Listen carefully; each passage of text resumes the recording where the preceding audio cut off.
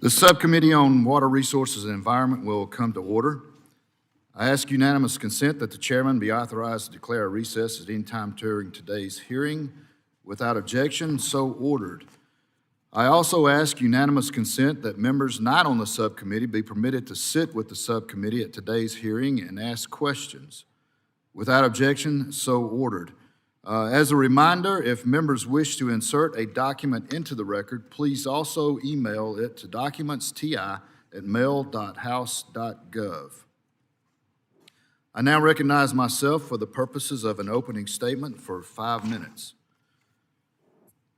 I'd like to thank Assistant Secretary Taylor and Lieutenant General Graham for joining us today as we discuss the administration's priorities for the Water Resource Development Act of 2026. The biennial water bill is the primary way that Congress guides the Corps' projects and priorities. It is important for the committee to hear directly from the Corps leaders at the beginning of the water process. By authorizing projects and studies and providing direction on the programmatic changes, water bills improve the ability of the Corps to achieve its civil works missions of navigation, flood control, and ecosystem restoration. Water 2026 will be the 7th water bill since the committee returned to the biennial structure in 2014. A dependable 2-year water cycle provides the Corps and its non-federal sponsors an opportunity to keep critical water infrastructure projects moving forward and respond to local water resource needs more effectively. An efficient response to the evolving water resource needs across the country is vital for our security, safety, and economic stability. Our nation's ports and inland waterways move essential goods, support local economies, and provide the marine infrastructure that contributes over $500 billion to the nation's GDP. A consistent water process helps to improve and maintain our ports and waterways to meet growing needs. As I proudly shared last fall in my home state of Georgia, the Port of Savannah achieved its second busiest year ever since in 2025, serving nearly 1,700 container ships and handling around 15,000 truckload moves daily. This growth and success are supported by a consistent and reliable water process. I was happy to hear that dredging is finally underway at the Port of Brunswick's inner and outer harbor, but it's been several years since this vital port received routine maintenance dredging. Similar routine dredging projects across the country are burdened by an undue regulatory process and environmental window that seems to prevent the consistent maintenance of federal channels. I look forward to hearing from today's witnesses to get a better understanding of how we can prevent such delays. In addition to our nation's ports, the inland waterways are critical arteries for transportation and commerce. Since becoming chairman of this subcommittee, I have been able to visit several of the Corps' projects across the country, including the Wilson and Chickamauga locks in Alabama and Tennessee. These critical assets that serve our nation's economic and national security are in need of rehabilitation. The necessary maintenance for these projects is taking too long and costing taxpayers too much.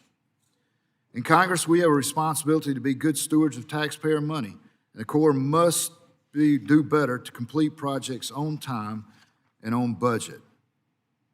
I look forward to hearing about ways this can be done from our panel this morning. With that, I want to welcome Assistant Secretary Taylor and Lieutenant General Graham here today to discuss the priorities of Water 2026. I now recognize Ranking Member Shelton for 5 minutes for an opening statement. Thank you, Chair Collins, and welcome to our witnesses. Thank you for your commitment to working with the committee as we develop what I hope will be a bipartisan, robust Water Resources Development Act of 2026. At a time when the affordability crisis is affecting every corner of our country and our communities are navigating the threats of climate change, it is incumbent on Congress to prioritize keeping water resource projects affordable and resilient. Back home in West Michigan, water is a way of life, and our waterways are critical to our regional economies and culture. A strong WRDA is absolutely essential for Congress to meet our local communities' economic and environmental needs. Passing WRDA 2026 is a first step towards granting the Army Corps authority that they need to carry out water resource projects and studies. However, we need the funding to back up our action.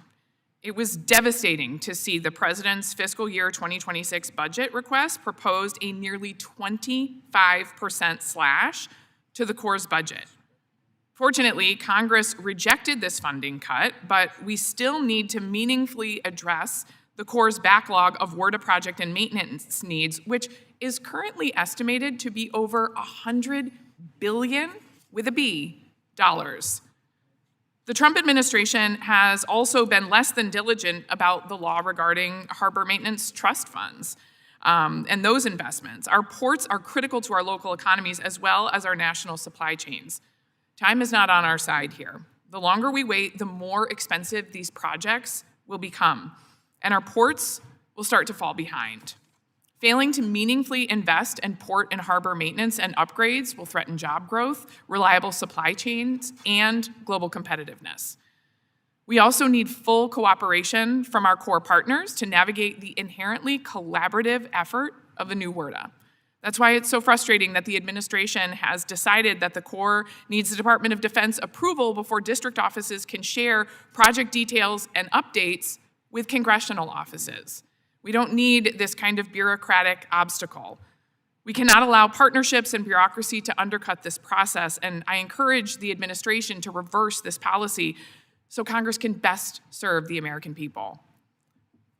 I need to warn you, gentlemen, as we look ahead to WRDA 2026, this subcommittee will be keeping the pressure on you too, our core leaders, to promptly and effectively implement previous WRDA policies.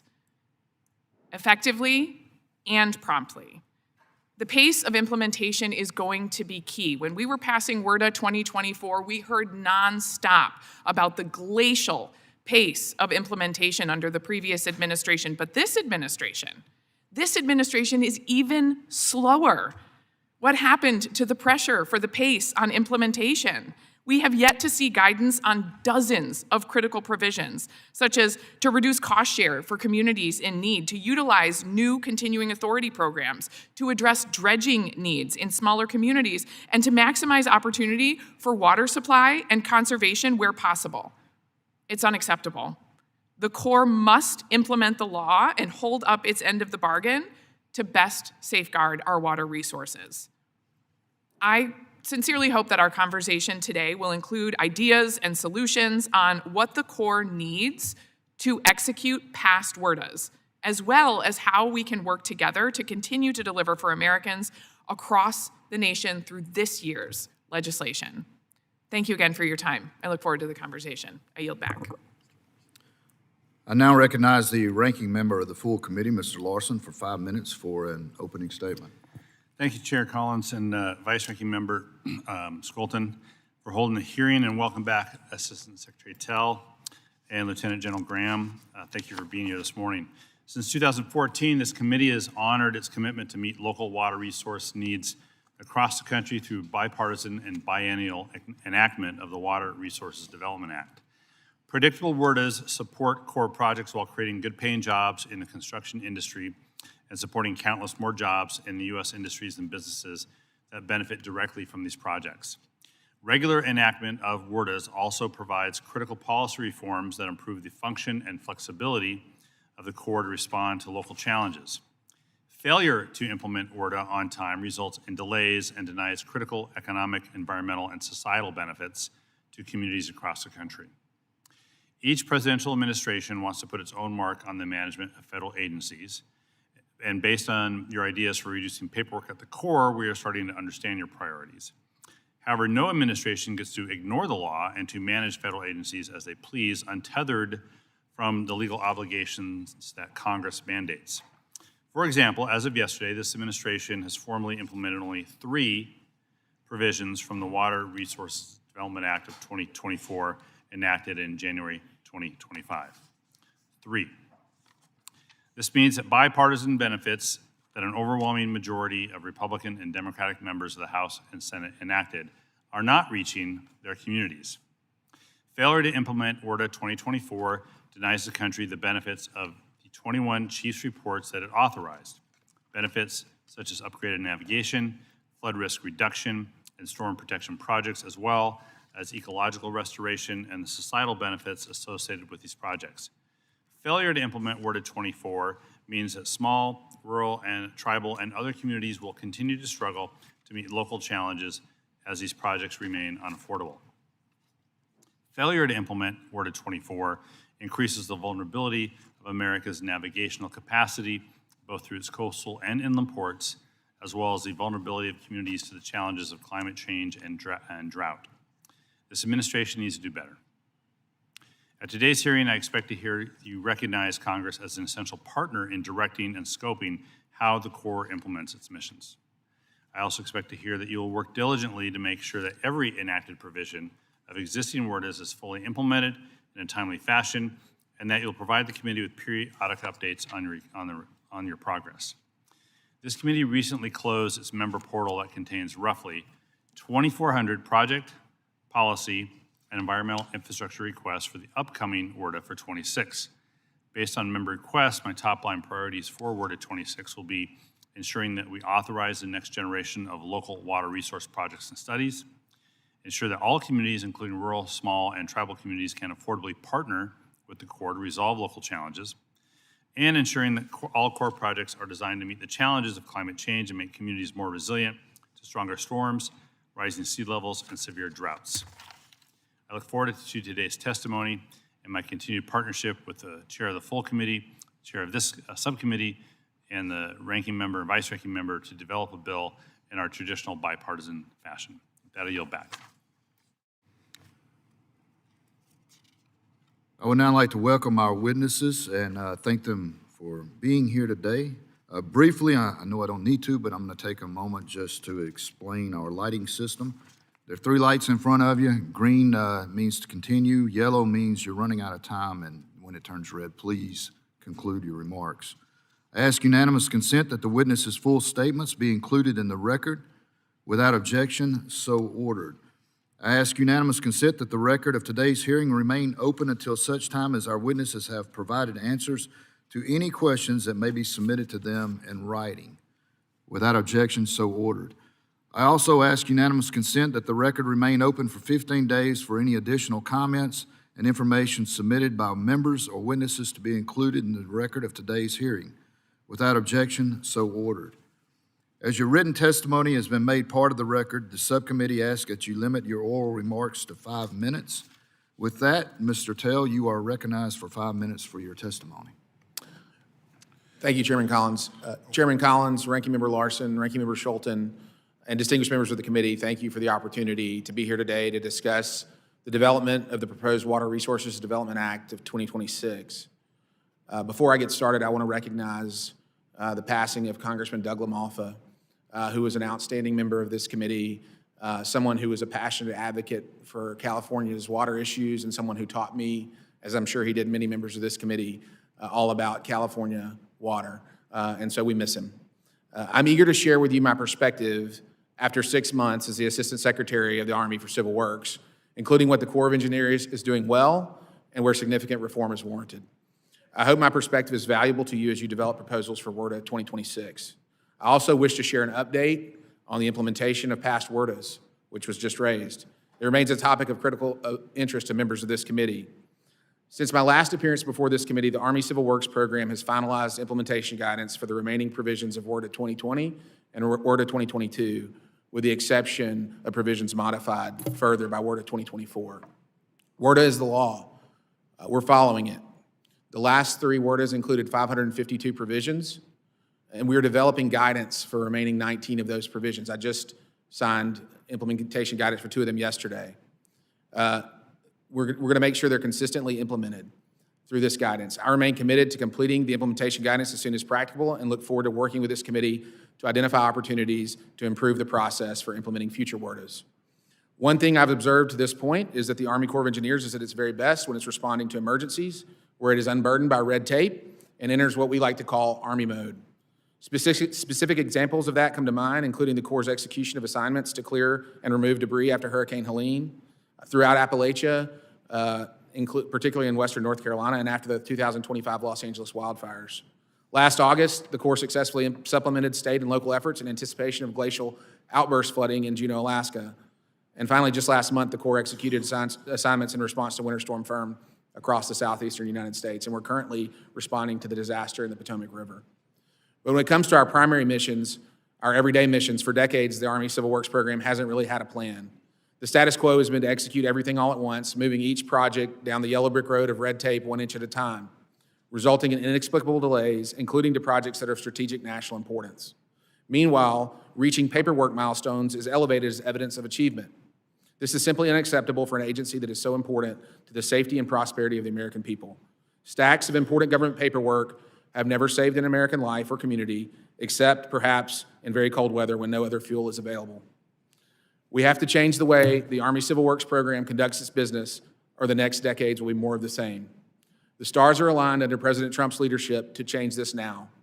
We have in hand $45 billion that the Congress has previously appropriated to our programs, but the Corps has not yet executed.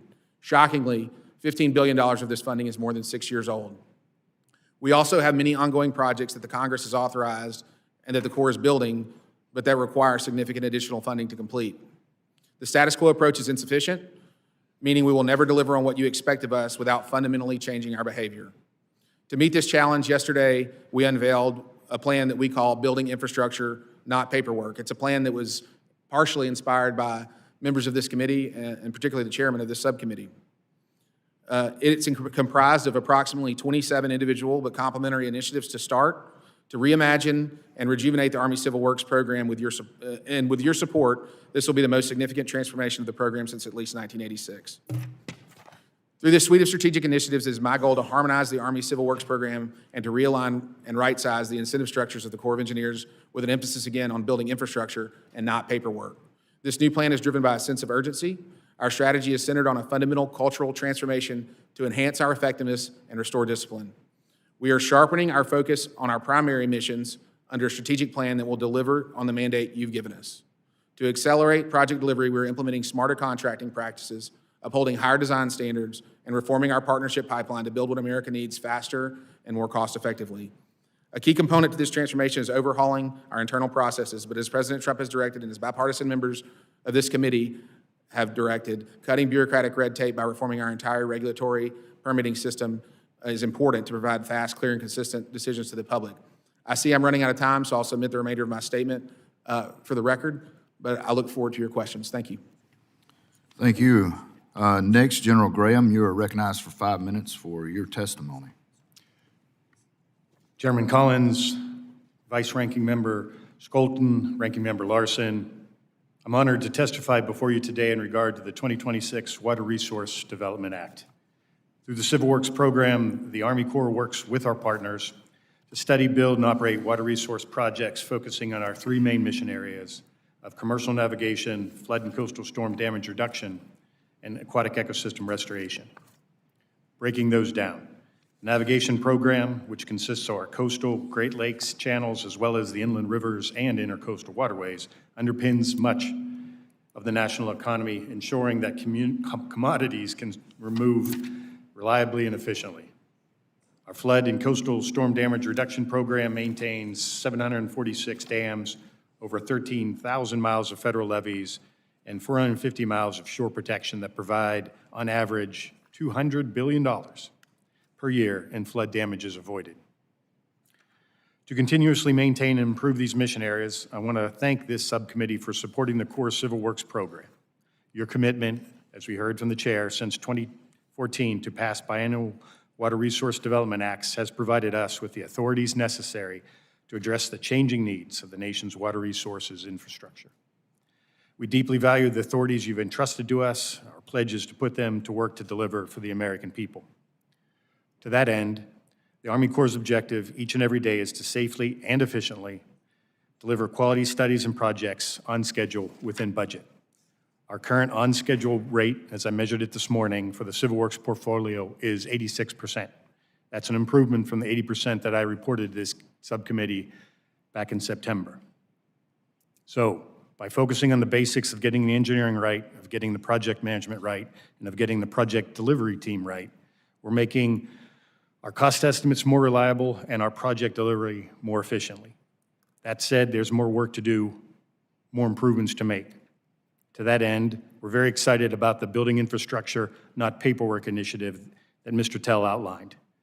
These improvements, delivered by district engineers who are empowered to manage risk, not avoid it, will allow the Army Corps to make the changes necessary to best deliver our important infrastructure mission for the nation. Finally, I too would also like to take a moment to express our deepest condolences to the family, friends, and colleagues of Congressman LaMalfa of California. We will do our best to honor his passion, his absolute passion for the federal water resources mission by continuing our efforts to optimally balance our flood risk management responsibilities with growing water supply needs. Thank you for the opportunity to testify before you today, and I look forward to addressing your questions.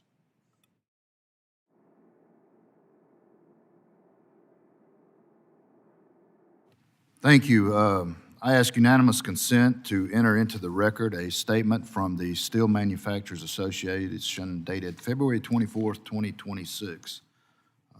Without objection, so ordered. I want to thank you both for your testimony. We will now turn to questions from the panel, and I will recognize myself for 5 minutes for questions. Assistant Secretary Tell, when you were here last September, you stated that you supported the idea of delegating some authorities to improve efficiency in the Corps' process, especially when it comes to the recreation mission of the Corps. Does the Corps have the authority in the law to do this now? And if anything, what do you need from Congress to carry this out?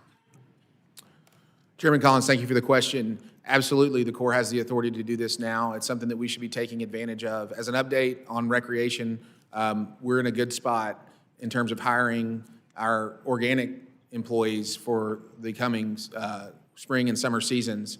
188 individuals on board, which is 59% of our goal. We've gotten after it early, but delegation of these missions can be a critical way to expand our throughput and ensure we don't have future mishaps. You know, don't you think it would also help with some of the internal things that you're looking at internally to help improve efficiency and productivity and focus on what the Corps really needs to be focused on? Chairman Collins, you're absolutely right. This committee has given us authorities, I think about Section 203, Section 204, Section 1043.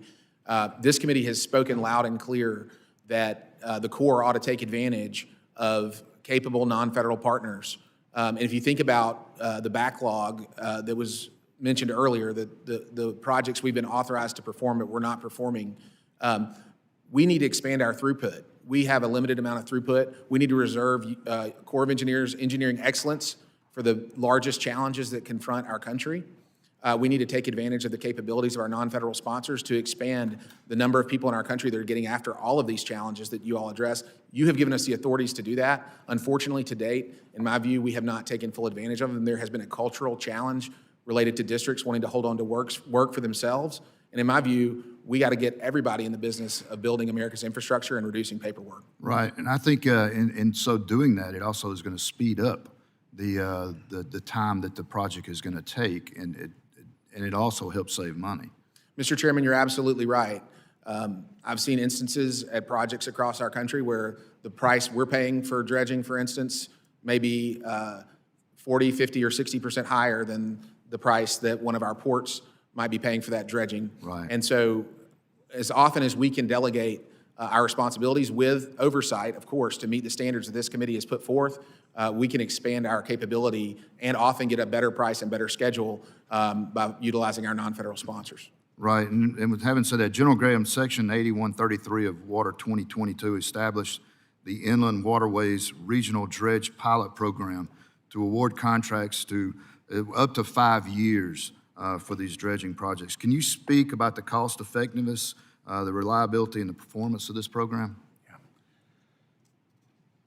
Chairman Collins, thank you for that question. Absolutely. By looking regionally, we can get, well, put simply, a much better deal. And we also provide much more flexibility on when and where we dredge. Under Secretary Tell's guidance, we're looking to expand that beyond just a regional look to take advantage of all of the dredging that the Corps does. We are the largest buyer of dredging services in the nation, and we ought to use that market power to get the best deal possible for the American taxpayers. Yeah, you know, I always have saying customer's king. So, I mean, I think if you look at it from that angle, then you have the upper hand and can negotiate not just maybe one dredging project, but multiple dredging projects. And let your dredging organization or the company that gets it, let them set their schedule, and as long as it falls within our guidelines. So, all right. Do you consider multi-year contracting as an effective way to reduce these dredging costs? Chairman Collins, absolutely. And as we discussed earlier, by looking nationwide, putting in broad, multi-year contracts, we believe we'll be able to get the best deal for the American taxpayers. Yeah, you know, I know when we were talking not too long ago about just the fact of how much it costs to actually, when you have to move a dredge off of a project and they could have been moving towards another project, but then you've got to pay them to move to that project. So you're actually saving a lot of money. And Secretary, I don't know if you want to join. Chairman Collins, you're right. In addition to expanding our scope nationally, where we are a better negotiator across the negotiating table from private industry who are our partners, there's a challenge we have related to some of the environmental restrictions that often haven't been even re-examined in decades. I like to equate it to your spouse asking you to run 10 errands on a Saturday, but requiring you to go to the post office, the Walmart, the Home Depot, and to soccer practice in a specific order all across town. You can't do it in the most efficient way to execute your mission, and that's how we're doing dredging today. We're sending our dredgers here and there based on these environmental schedules. If we can reduce that burden on them, we can get a much more efficient product for the taxpayer. That's right. And a lot of times we make them come back home and then go to the next one and then come back home. And it's not very efficient. I know I'm out of town with that. I now yield 5 minutes to Ms. Golton. I think you could get a working mom to work that schedule for you, Mr. Tell. We'll give you a schedule for those errands on a Saturday. I joke. Assistant Secretary, the last time you testified before the subcommittee, I discussed how Grand Haven Inner Harbor almost missed a dredging cycle, which would have threatened the harbor's 450 jobs and carried $88 million in an annual economic impact. After months of advocacy, local, state, federal levels finally struck a compromise to dredge about 90% of the harbor to ensure that ships could move through the channel without light loading. However, the remainder of the harbor, that 10%, even though it's smaller, is critical, essential, right? If you can't get through that 10%, we can't get through it all. The state needs to conduct sediment testing to determine if the area has been contaminated by PFAS. On February 5th, 2026, I sent a letter to the state as well as the Corps to understand the extent of which the two are working together already to engage in advanced planning to address the dredging of this potentially contaminated water. I received a thorough, timely response from the state of Michigan, but have not received clarity from the Corps yet. One of my top priorities for WRDA 2026 is boosting collaboration and advanced planning between state and federal leaders so that we can get to this quicker pace of these projects rolling out, right? Efficiency and effectiveness is what it's all about. So can you first commit to sending a written response to my February 5th inquiry? And additionally, can you speak to how critical it is for the Corps to work with its state partners to ensure timeliness here? Ranking Member Scholten, thank you for the question. You're hitting on something that is absolutely true in Michigan. It's true across the country. Dredging is the lifeblood of our economy. It's the hidden part of our economy that most Americans don't fully appreciate. It is the arteries of dredging and our ports, our waterways are the arteries of competition and the arteries of our success. Everywhere that we can do this, we need to be doing it. I will commit to get you a written response to your letter. In every program that we take on, we have non-federal partners, state, local, sometimes regional, that we must work closely with in every stage. And I will pitch it to General Graham to see if he has an update on this particular project that you've outlined. Thank you, Mr. Dell. Vice Ranking Member Scholten, thank you again for that question. We certainly understand the importance of Grand Haven Harbor to the economy. I think our collaboration with the state of Michigan on testing for PFAS contamination is going pretty well. You know, they kind of worked through some of the challenges. If it's primarily sand, there's less likelihood that there's going to be PFAS contamination on it. It really only sticks to the fine silt, so they're working to characterize the sediment in the outer and inner harbor. And so right now, our understanding is that the deep draft ships can get to all the commercial docks. And right now, we do understand that a task order to do the next round of contracting was issued in March of this year. And that'll do a lot of the outer harbor dredging. We are looking for a follow-on contract that we'll put in place this spring and summer if the testing that's ongoing shows that that middle section by Harbor Island isn't contaminated with PFAS to the Michigan standards. Then we'll try to make sure that we're in a position to go ahead and dredge that later this year. Thank you. I appreciate that thorough response. Still do request a written response, but we appreciate the update very much, and look forward to continuing conversations about how federal and state can continue to collaborate for advanced planning. I have about a minute, and I want to touch on data centers here really quickly. A huge hot topic all around the country, but especially back home in Michigan. And constituents throughout my district are rightfully concerned about how these projects are going to impact the state's water. I believe that we can strike the right balance between investing in our digital economy and creating good jobs without harming our natural resources or putting big data profits over our communities. But smart policy decisions start with good information. The Army Corps plays a really important role in water management, and I want to make sure that we can leverage the agency's expertise to understand how these data centers are impacting our precious water resources. So back to you, Assistant Secretary Tell, can you touch on how the agency is thinking, if at all, about how data centers are affecting the use and amount of water maintained by the Corps? Madam Ranking Member, data centers, as you say, are a developing part of our economy and critical to our competition, our ability to compete. In terms of the specific ways we look at it, we are not, when it comes to water supply, which is not one of our primary missions, but it's certainly something we consider as we are updating water control manuals. We would not specifically look at one facility's water use. We would look at the whole system's water use as we analyze these items. When it comes to our permitting, we have updated our nationwide permits, which are complete. The renewal of our nationwide permits to include data centers, although data centers don't have any particular unique impact on waters of the United States in terms of our regulatory mission that other facilities do, but it is important to understand that data centers are modern facilities that do require permits under the Clean Water Act of 1972. Thank you. Some follow-ups there, but I'll yield back my time and we'll keep going, but I appreciate the answer. Now recognize Babin for 5 minutes. Thank you, Mr. Chairman. Good morning.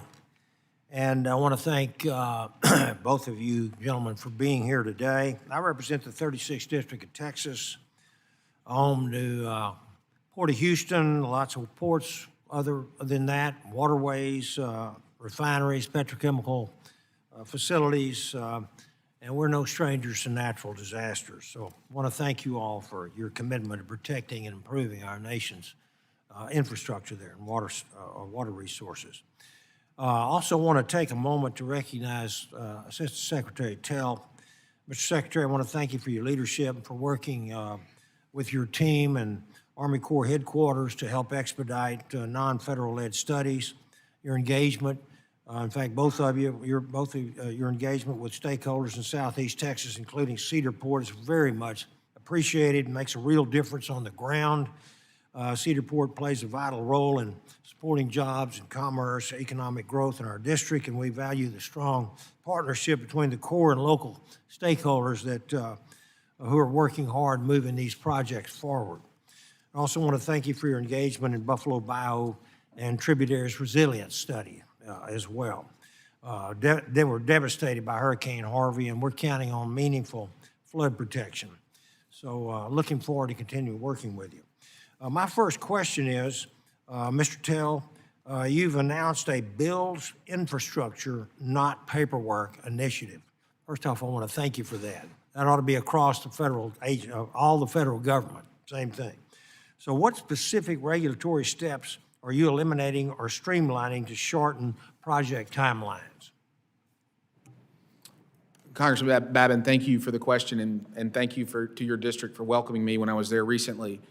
One of the ways that I think about it, and it particularly applies to coastal Texas, is we have not had a culture of prioritization. And I just want to point this out. We haven't really had a plan. If you ask a district commander at any of our 39 civil works districts, hey, what are the top priorities in your district? It's not a question that they've often been asked.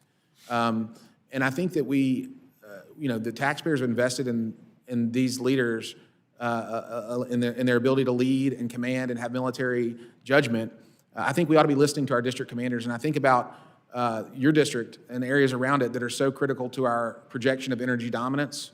The American economy depends in many ways on coastal Texas, coastal Louisiana, and elsewhere. But it's also very vulnerable, as you said, to a hurricane like Hurricane Harvey or a hurricane with a storm surge. It's critically important that we analyze our assets as a nation in terms of their importance. I can't think of a place off the top of my head that's more critical to our national security than your district and the areas around it. And so this is the type of thinking. We need to empower our commanders to answer your question. We need to empower our commanders to determine what is their priority and then hold them accountable from year to year about how they're cutting red tape and delivering on those projects, whether it's funding, but more importantly, process and effort. Rather than expecting them to inch every project down the field 1 inch at a time and then have to restudy them after 10 years of studying, we need to identify which projects within the districts, within the divisions, and at headquarters are, on the basis of the military judgment of our commanders, most important to the nation. And that is a very fundamental and simple way that I believe we can cut through much of the red tape that we face. That's wonderful. So what changes are you making to ensure feasibility studies and construction phases would be able to move faster without compromising safety or environmental standards? Congressman, it's a great question, and I'll ask General Graham to add to what I'm about to say, but one of the primary efforts, I talked about prioritization across the nation, but there's also an effort to prioritize within projects. Quite often we study a very large swath, a very large area, and we study it, we try to boil the ocean with studies for decades, rather than when we in an early phase identify a feature or an initiative that could start delivering for the American public now. So we've implemented a new process called RAPID, which is designed to make these early decisions, get features that could be authorized and funded by Congress to the Hill as quickly as we can, so that rather than study the universe for decades, we're able to start building things now. Absolutely. And General Graham? I just want to add emphasis to Mr. Tell's point of the sooner we get the decision makers, the district engineer involved at the earliest stages, the better our outcomes are going to be. Like Mr. Tell spoke to, we can study a whole bunch of various options, but there are decisions we can readily make at the beginning of a study to winnow that down to just what the leading options are, the leading alternatives are, and then we should focus on that, and that'll give us a faster product, more efficiently delivered. Absolutely. Thank you. I'm looking forward to continuing our collaboration for water projects in the future. I yield back, Mr. Chairman. Thank you. The chair now recognizes Mr. Larson for 5 minutes. Thank you. Mr. Tell, in July of 25, the Corps estimated that there would be 12 chiefs reports completed for award of 26. And today, Congress has received 2 of those reports. One of them happens to be the turning basin in the Columbia River between Washington and Oregon. What additional chiefs reports should we expect in time for incorporation into Award of 26? Ranking Member Larson, thank you for the question. I will defer that question to the chief. There are his reports. Ranking Member Larson, I'm tracking somewhere between 7 and 13 additional chief's reports or director's reports that we'll try to get in. Talked to the staff this morning. We know that the end of May is usually the hard deadline, but we're not going to go pencils down. We're going to keep working on these additional director's reports and chief's reports throughout the summer. But to your staff, we absolutely want to get these in as soon as possible. So when you get them on your desk, how long is it? How long is the turnaround? So I'll sign those usually immediately. To the earlier question, we want all of the Corps' leadership to be taking a look at these projects earlier. So by the time the chief's report gets to my desk, I've seen it, General Kelly's seen it, Mr. Tell is certainly well aware of it, and that will speed this whole process up. Thanks. Assistant Secretary Tell, several ports have expressed concern to me that the administration is going to propose using Harbor Maintenance Trust Fund receipts to construct or maintain projects on the inland waterway system. That is a tremendously bad idea. It'd break the commitment we've made to shippers that these funds would be dedicated to the maintenance of coastal harbors, since that's where this money largely comes from. Does the administration support using Harbor Maintenance Trust Fund receipts for inland waterways projects? Ranking Member Larson, I'm not going to speak for the administration's policy on this topic. I don't know the answer to it, but what I will say is that this is not, what you've described is not part of the building infrastructure, not paperwork initiative that we put out yesterday. And so I can't speak any further. It wouldn't be, because it's a different set of things, but I just want to be sure that you understand that if that is going to be a budget proposal or the proposal from the administration, but using Harbor Maintenance Trust Fund receipts for inland waterways when the dollars for the fund is produced by the coastal harbors, there's going to be a problem. So, thank you, sir. Secretary, thanks for briefing me on your upcoming proposal on the BIMP. One of my priorities is that core projects be affordable to communities of all sizes, and your proposal, you discuss expanding core authorities to allow non-federal sponsors to take on design and construction of projects and seek repayment for the federal share after the fact. How would that expanded use of alternative delivery method benefit smaller, rural, tribal communities that can't afford to advance these funds and then to wait for reimbursement? Have you thought through that? Ranking Member Larson, you raise a great point here, and the way that we see it is that if we use the authorities that you provided to us to expand the overall capacity of our nation to deliver on infrastructure, it will reserve the U.S. Army Corps of Engineers excellence for projects that are national in scale, or projects for communities that don't have those capabilities, the ones you described. But we do have non-federal sponsors that do have those capabilities, and so to the degree that we can let them help shoulder the workload burden, it's going to make it better for everyone, because it will reserve General Graham's team's expertise for communities like the ones you described.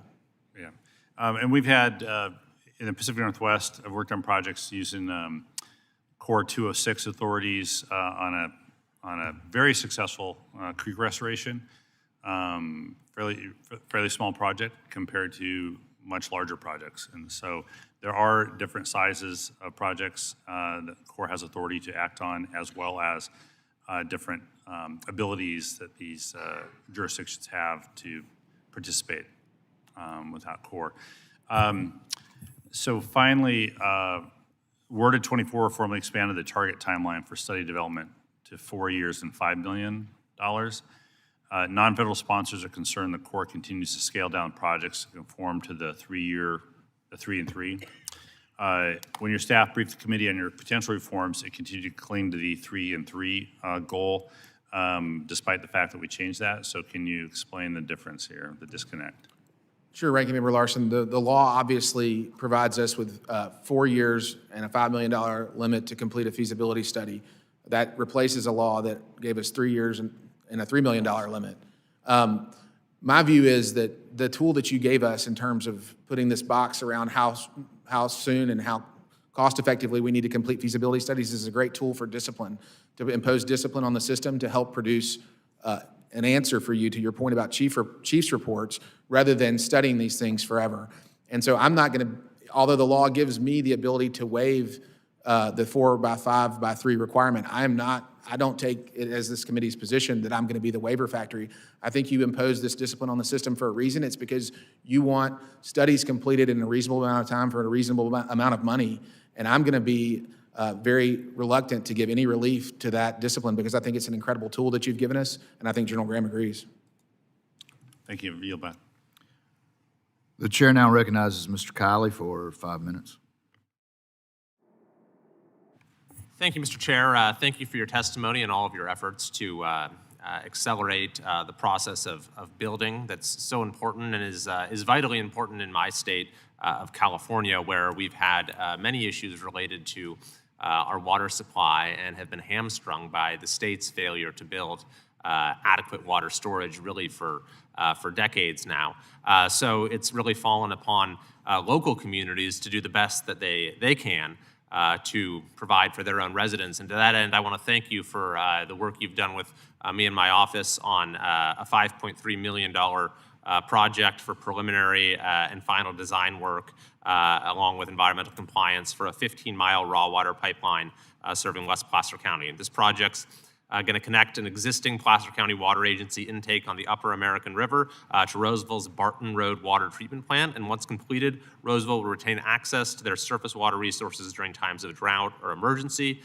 This will have many benefits. It's going to reduce reliance on a single aging intake at Folsom Reservoir, improve water reliability during emergencies and droughts, serve residents, 2 regional hospitals, and a robust manufacturing and business economy, enhance groundwater banking and efficient water use, increase surface water availability in the Lower American River for municipal, industrial, and environmental needs. And we've worked very hard the last few years. This was originally approved in WRDA, and thank you very much for getting this to the point where it can move forward.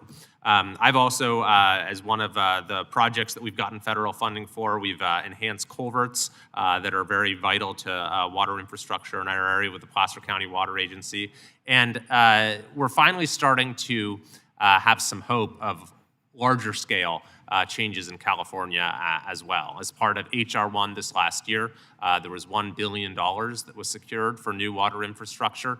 This was primarily secured through the California delegation, so we look forward to seeing that funding. This is really a Department of Interior decision, but wind up supporting enhanced capacity like raising Shasta Dam in California. And then finally, we have gotten federal approval and significant federal funding for Sites Reservoir in California, which is an off-stream facility that's going to provide upwards of 1.5 million acre-feet of storage. This is the first new significant water storage California has seen in several decades, and holds the hope of getting us out of this cycle of floods and droughts, where we have sometimes both at the same time, by the way, in terms of states of emergency, so that we can actually save the water that comes in the wet years and use it in the dry years, so that we're not taking water away from our farmers, forcing them to fallow their fields, forcing our citizens not to water their lawns or take shorter showers. So your work is critical to many pieces of that. I want to thank you for everything that you're doing and for the very constructive relationship you've had with my office. I yield back. The chair now recognizes Mr. Garamendi. Where's he? There he is. 5 minutes. Thank you, Mr. Chairman. Secretary Tella and General Graham, thank you very much for your testimony today and for the answers that you provided thus far. I want to go through 3 issues. I'm going to start with the California Delta and a decision that is now before the Army Corps of Engineers, and I suppose, Mr. Tellis, you will also be involved. It's the record of decision. I would hope that the Army Corps of Engineers would deny the federal permits to allow the state of California to dig its proposed Delta Conveyance Project tunnel that has very serious impacts on the Delta. So that's question number 1. Where is that? So we sent a letter on February 3rd to you, General Graham. I would not expect a reply in 2.5 weeks, but here you are, so that's question number 1. Question number 2 goes to the Mare Island Strait Channel dredging. This is was in the 2024. It directed the Army Corps of Engineers to expedite the completion of the Mare Island Strait feasibility study. This has to do with the SHIPS Act and the ability of that particular facility in Mare Island to handle larger ships. And the third question deals with the overall dredging in the San Francisco Bay Area, including to Sacramento and Stockton. What is the status of that? And so those are the 3 questions. Let's start with the Delta. General Graham. Representative Garamendi, thank you for that question. Primarily, our role in the Delta Conveyance project is just our regulatory work under the Clean Water Act 404. Any impacts to waters of the United States that the new infrastructure that's required for that intake would be. And we'll get back to your office on exactly when we expect to release the supplemental EIS, but we are tracking this closely. Well, the existing EIS indicates that there are very significant environmental issues associated with the Delta. I won't go through all of them here. They are significant. It is a perfect way to destroy the largest inland freshwater estuary on the West Coast. So this project that's proposed by our governor and others should be a non-starter. The role of the Corps of Engineers is significant. So please get back to us and be happy to further enlighten you on the potential problems associated with it. Most of those are in the record. Okay, the next one having to do with Mare Island. Sir, on Mare Island, understand that administration's priority is to restore America's maritime dominance, and that's what you're working on here on the old ship or Navy facility that used to be out there. The district has been working on that 216 study. Right now, it's not looking all that favorable. That's not the great news, but the good news is most of that channel is self-scouring down to 30 feet. So that's the good news, and we're happy to come brief you on everything that we looked at. We certainly appreciate the briefing, but the fact of the matter is that it is, the administration came out with their maritime strategy last week, and it would call for the revitalization of the commercial maritime industry. And of course, we already have a shortage on the West Coast of docks that are available for the Navy. Dredging becomes critically important, and I would take issue with your assessment of the dredging and the normal scouring from the river itself. Not happening.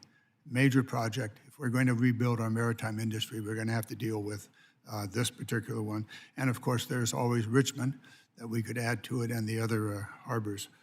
And finally, the final issue really deals with how we're going to deal with the problems that are associated, again, general issue of dredging in San Francisco Bay.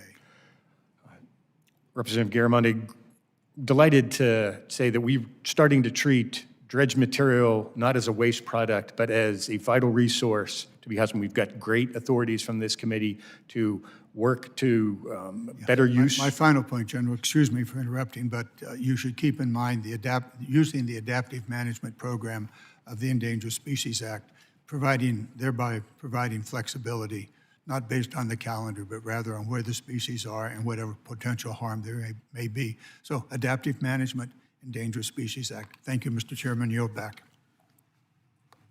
The chair now recognizes Mr. Taylor for 5 minutes. Thank you, Chairman and Ranking Member, for holding this hearing today, and thank you very much to our witnesses for being here. The sacrifices you guys made to be here today don't go unnoticed, and we appreciate it very much. I represent many counties along the Ohio River. Congress must pass legislation that encourages growth and development, that speeds up project timelines and protects our communities from flooding without being filled with frivolous regulations. Public-private partnerships have historically benefited the federal government and taxpayers. The Meldal Locks and Dams in my district is a prime example of how public-private partnerships with the Army Corps can protect communities while providing economic opportunities. Completed in 2016, the 3-turbine hydroelectric plant and spillway were added to the Meldal Locks and Dams, generating 105 megawatts for the community. Under Secretary Tell, I understand that the Corps coordinates with the Federal Energy Regulation Commission for these potential partnerships. Is there any opportunity in this upcoming WRDA reauthorization to encourage or promote these partnerships to help create new domestic energy production along this existing infrastructure? Congressman Taylor, you are absolutely right. And 6% of our nation's energy is from hydropower, 25%. The U.S. Army Corps of Engineers is the largest owner of hydropower facilities. But we have so many of our dams where hydropower is not not part of the equation. And this is not one of our primary missions, but we can create through our 408 regulatory program, we can create a streamlined process that allows the entire nation to take advantage of the situation that you described in your home state. And we are undertaking, this committee in WRDA 2024 weighed in on streamlining 408. This is, General Graham and his team have got a good grasp on 404 Clean Water Act permits, but when you go around to our districts, they all handle 408 a little bit differently because it has to do with touching our infrastructure like dams, and it's a more sensitive life and safety issue. If we can come up with a streamlined national approach to 408, we can unlock hydropower, potential energy that exists in our system today in the same way we did it in Ohio. We can do it nationwide through building infrastructure, not paperwork. This is one of the exact things that we are doing. So thank you for bringing it up. Thank you. The Corps' construction and management of levees across the Ohio River have historically protected communities along the Ohio River from flooding, saving countless lives.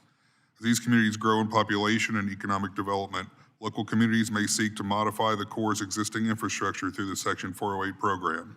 Unfortunately, some communities ran into, in my opinion, unnecessary bureaucratic delays while the Corps was completing its completeness determination for a project in my district. My constituents reported that repeatedly the Corps took the full 30 days to respond to each correspondence, delaying the project and holding up critical development. This process began in early June of 2025 and was not resolved until late January 2026, 7 months after the application was submitted for review. I understand that some approvals take time, but project delivery is crucial for folks on the ground, and 7 months for approval can put projects like this one in my district in jeopardy and drive up costs. Undersecretary Tell, when looking at an upcoming WRDA reauthorization, how can Congress ensure that the Section 408 approval process is completed promptly and communities are not worried about losing federal funding? Congressman Taylor, you're absolutely right. This is a place, as I said before, this committee has spoken on before. Before I leave this job, I hope to have a new rulemaking that streamlines 408 for the entire country so that each member of the public who seeks a 408 permit from the Corps of Engineers can have a process that's timely, that they can rely on getting answers. Obviously, we're not going to compromise our infrastructure, but we have to be able to streamline this process. It's buried way down in our bureaucracy, and it's something we need to elevate. General Graham, anything to add? Couldn't agree more. We won't sacrifice the integrity of, say, that dam on the Ohio River, but the paperwork processes, absolutely. And I think as Mr. Tell outlined it, is to give district engineers more authorities in that so they can move faster. One piece, if I could add, on the Ohio River, all the icing conditions, the team on the Ohio River, particularly down in your area, performed magnificently well, keeping those vital arteries open during some really challenging conditions, and I'm tremendously proud of them. Likewise, I was over there with an opportunity to look at some of that work being done, and I really appreciate what was done to help those folks. I'm going to submit this last question, and you guys, maybe Lieutenant General could get back to me with the answer. Ohio is home to many abandoned mines with over 1,300 miles of streams impacted by potential acid mine drainage, many of these streams flowing into the Ohio River. That's why I was pleased to see in the last WRDA authorization for the Secretary to establish a pilot program designed to establish treatment works for abandoned mine drainage in Ohio, Pennsylvania, and West Virginia. Lieutenant General, has the Army Corps of Engineers begun the process of establishing this pilot program? Congressman, we'll get back to you with an answer on that, but having grown up in Pittsburgh, certainly understand the importance of this issue. I appreciate that. I yield back, Chairman. The chair now recognizes Mr. Ryan for 5 minutes. Thank you, Mr. Chair. Thank you both for being here again. Good to have you back. When you were here in September and appreciated that visit, I focused on what I made very clear is a top priority for my 800,000 constituents. I want to bring that project up again and maintain that focus. This is the Curious Joel Aqueduct Connection Project. At that time, appreciate that you both acknowledged that you were tracking this and working on it.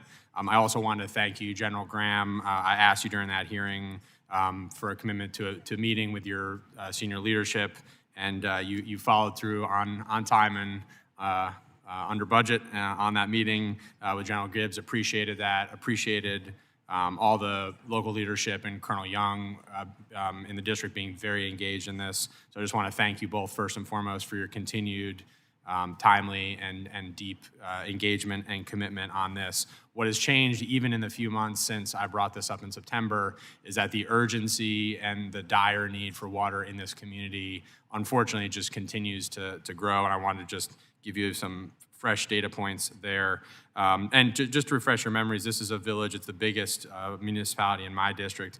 It's one of the youngest and fastest growing communities in the country. The average family size is nearly double the national size of families, 5.37 people per family to be exact. Since 1990, the population has grown 500% in this village. So they are doing everything right to essentially race to keep up with their rapid growth, which we appreciate and want in other parts of the district and the country. And they just need some help to really do that. What has particularly changed is just as they've continued to work this, they are just in a severe water supply deficit at this point. As they work through what is the final phase of a successful 20-year project. The concern is that without just, we've gotten state funding, we've gotten additional prior federal funding, but we need to speed up the urgency, and so are asking your help on this. In the last year or two, the village has been forced to rely on temporary, unsustainable measures for supplying water. They've been trucking in drinking water. They've been purchasing water at incredible markups just to make sure that their folks, there's a lot of kids in particular in this community, just have adequate water. And this isn't even covering a fraction of their needs.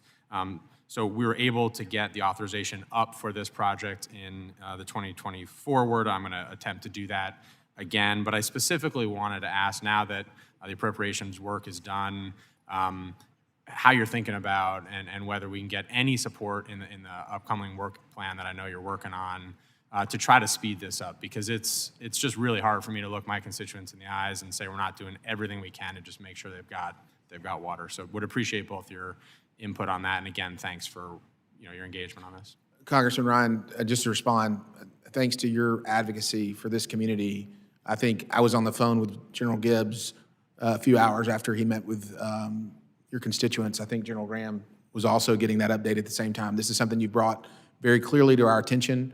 We're currently in the process of working with Office of Management and Budget to develop our 2026 work plan in response to the Energy and Water Appropriations Act, and appreciate your advocacy on this program. When are you guys roughly expecting that?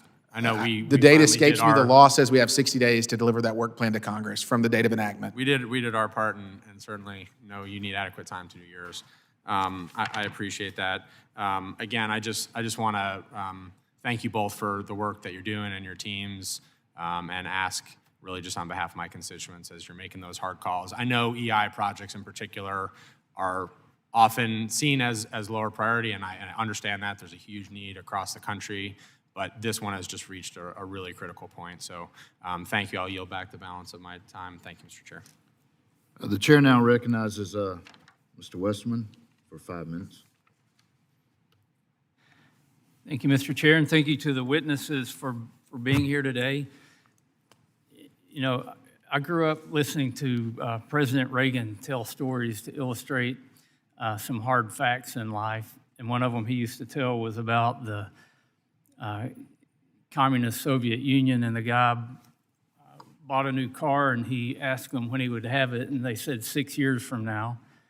And he said, "Is that morning or afternoon?" And the guy said, "What do you mean 6 years from now? Why do you care if it's the morning or the afternoon?" He said, "Well, because the plumber's coming in the morning." And when I think of some of these projects with the Corps, I can see stories that make 6 years look like a very short amount of time. There's some great illustrations. I've dealt with the Corps since I've been in Congress, and then some not so great ones. The first not so great one was my hometown needed 1/4 inch of water out of a lake that's about 260 feet deep in places. They needed 1/4 inch of water per year out of that lake, and it took 16 years to get the Corps to authorize the project, while the cost of building the water supply system skyrocketed. We finally got that done. No common sense whatsoever in doing that. Then I reflect back to a flood on the Arkansas River 5 or 6 years ago. Terrible flood, took sections of levee out, and I had all these farmers wanting to, they were trying to figure out where they're going to be able to plant their crop in the fall, and they couldn't get an answer from the federal government on whether they could get crop insurance if the levee wasn't in place. And Colonel Eric Noy, he's my Corps of Engineers hero. He's retired now, but he came out and looked at the project and started talking about how many years it would take to go through the environmental assessment and the historic preservation. And he got it, though. He realized that was a lot of nonsense that was holding up progress, and he fixed that levee in about 2 or 3 months. So I know that when the right efforts are put forth, the Corps can move mountains. They can move a lot of dirt in a short amount of time, and that gave me great faith in the Corps. Which brings me to my next issue, and that's the 12-foot channel of the Arkansas River on the MCARN system. So it was first authorized in 2004. And here we are, 2026, and there hasn't been one effort made to deepen the channel in the Arkansas River, even though a few years back I was the ranking member on the Water and Environment Subcommittee, and we put new language out there to deepen the channel. There was $200 million that the Corps had for maintenance on the MCARNs, and still nothing's happened. So my question is, when's something going to happen on the MCARNs, and what else does Congress have to do other than authorize and you have funding to do it? How do we get this project to actually happen? Because when I'm back home, the people who use the MCARNs, that's pretty much the number one and only question I get asked.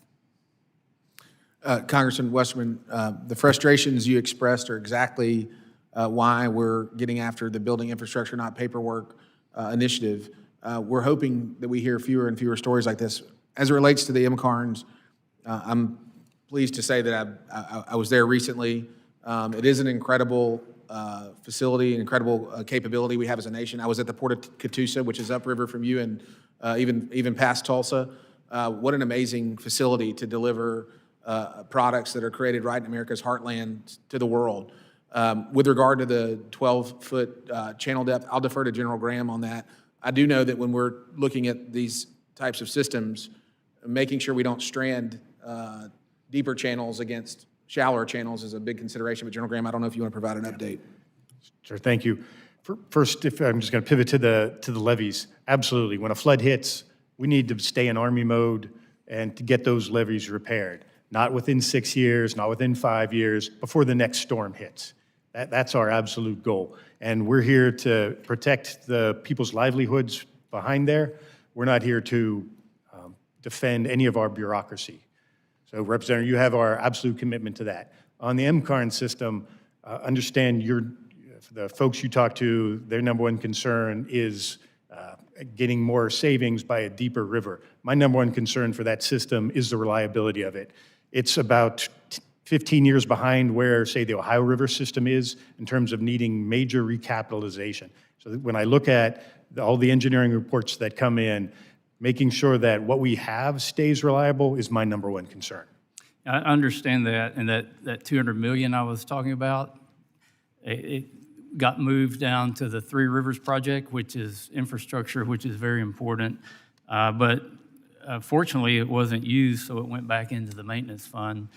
So I want to work with you. I get it that infrastructure needs repairs up and down the river, but it just seems to take forever to get things done. And it's not like you got to dig a new channel the full length of the river. There's a few places where it's not 12 foot deep that need to be dredged out and fixed so that the river can be used. So, Mr. Chairman, I appreciate the indulgence, and I yield back.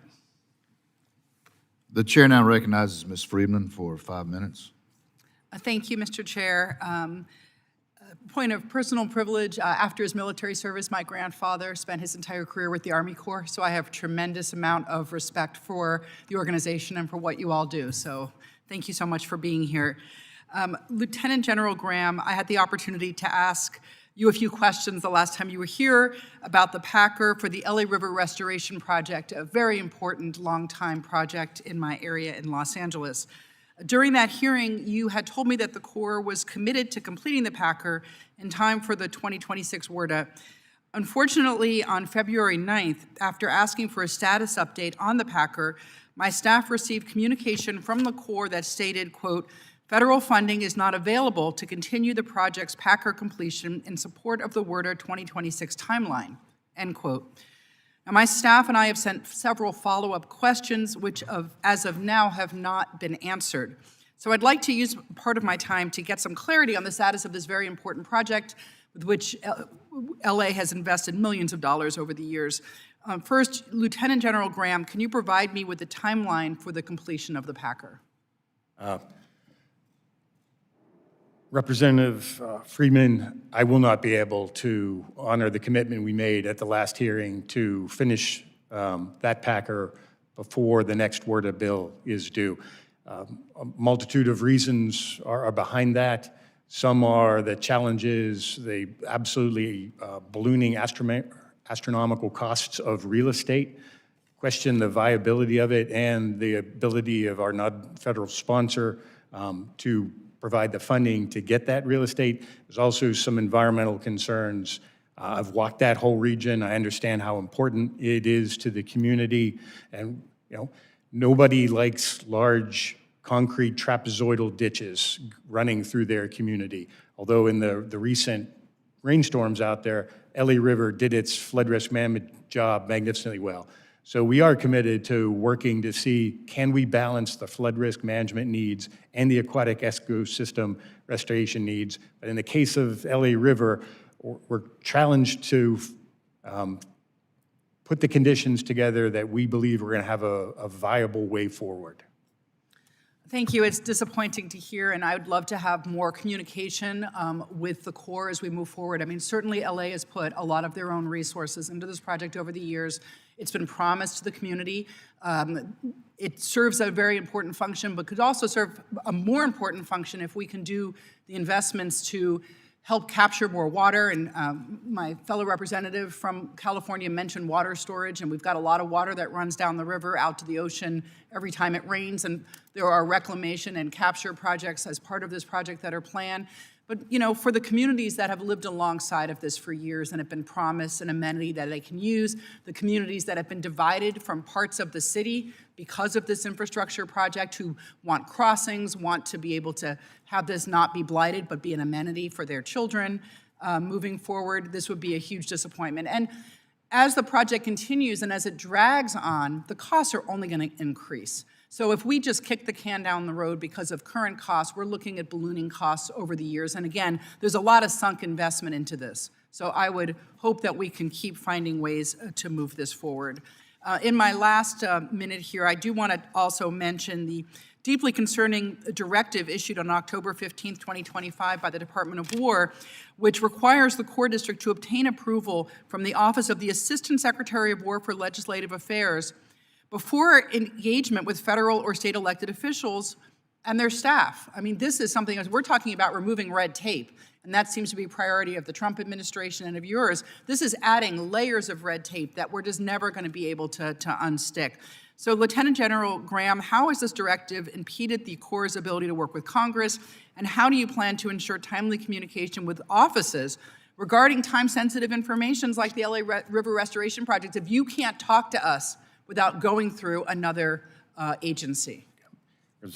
Thank you for that question. The Army Corps of Engineers, we strive every day to function as one team from the district level that are interfacing with your constituents, up through our division level, through my headquarters, and up to Mr. Tell's office. Our goal is to function as one team. And as my interpretation of the guidance from the Secretary of War and the Secretary of the Army, it revolves around the basic principle that the left hand of the organization should know what the right hand of the organization is doing. And it's also around the basic principle that at the lower levels of the organization, they should be entirely nested with the guidance and direction that senior leadership is providing. And so I think that's all well, just, and proper. If the actual execution of that is clunky right now. That's my responsibility to fix it, and that's our commitment to you here today. Well, it seems to me that adding this layer of bureaucracy is going to make things slower, and maybe us not getting a response is part of that. With that, I yield back. Thank you. The chair now recognizes Mr. Onder for 5 minutes. Thank you, Mr. Chairman. Secretary Talley, General Graham, thank you for being here today. WRDA works best when Congress sets clear priorities and the Corps delivers real infrastructure, not just process milestones. Secretary Talley noted that the Corps performs best when it's unburdened by red tape and is free to focus on execution. I couldn't agree more. In Missouri, we don't measure success by how many reports are issued, but whether our levees hold, whether our locks operate, and if our communities are protected. Missouri's 3rd District depends on reliable inland, a reliable inland river system. The Missouri and Mississippi rivers, which converge in my district, support agriculture, manufacturing, energy, and multiple businesses throughout the district. We also have aging infrastructure that the federal government built decades ago and then sold off and abandoned. So as we work to develop WRDA 2026, I want to focus on 3 things. First, delivering on the already authorized projects and clearing the construction backlog. Second, prioritizing flood risk reduction and ecosystem restoration projects that address the real and present risks to Missouri families and landowners. And third, improving transparency and accountability so Congress and local sponsors know exactly what projects remain unfunded and, more importantly, why. Secretary Talley also pointed out that we have over $45 billion sitting undelivered nationwide, much of it decades old. That's unacceptable, especially when we have communities awaiting for much-needed infrastructure upgrades. So I look forward to discussing how WRDA 2026 can sharpen focus, restore fiscal discipline, and ensure the Corps builds what America and Missouri actually need. Secretary Talley, you stated that the Corps currently has $45 billion previously appropriated but not yet delivered, with $15 billion of that being more than 6 years old. Are there specific reforms that you would like to see implemented in WRDA 2026 to help prioritize completion of these already authorized construction projects, particularly flood risk and navigation projects in states like Missouri, before authorizing new ones? Congressman, thank you for the question, and congratulations on representing the part of America where the longest river intersects with the second longest river, the longest being the Missouri, just slightly.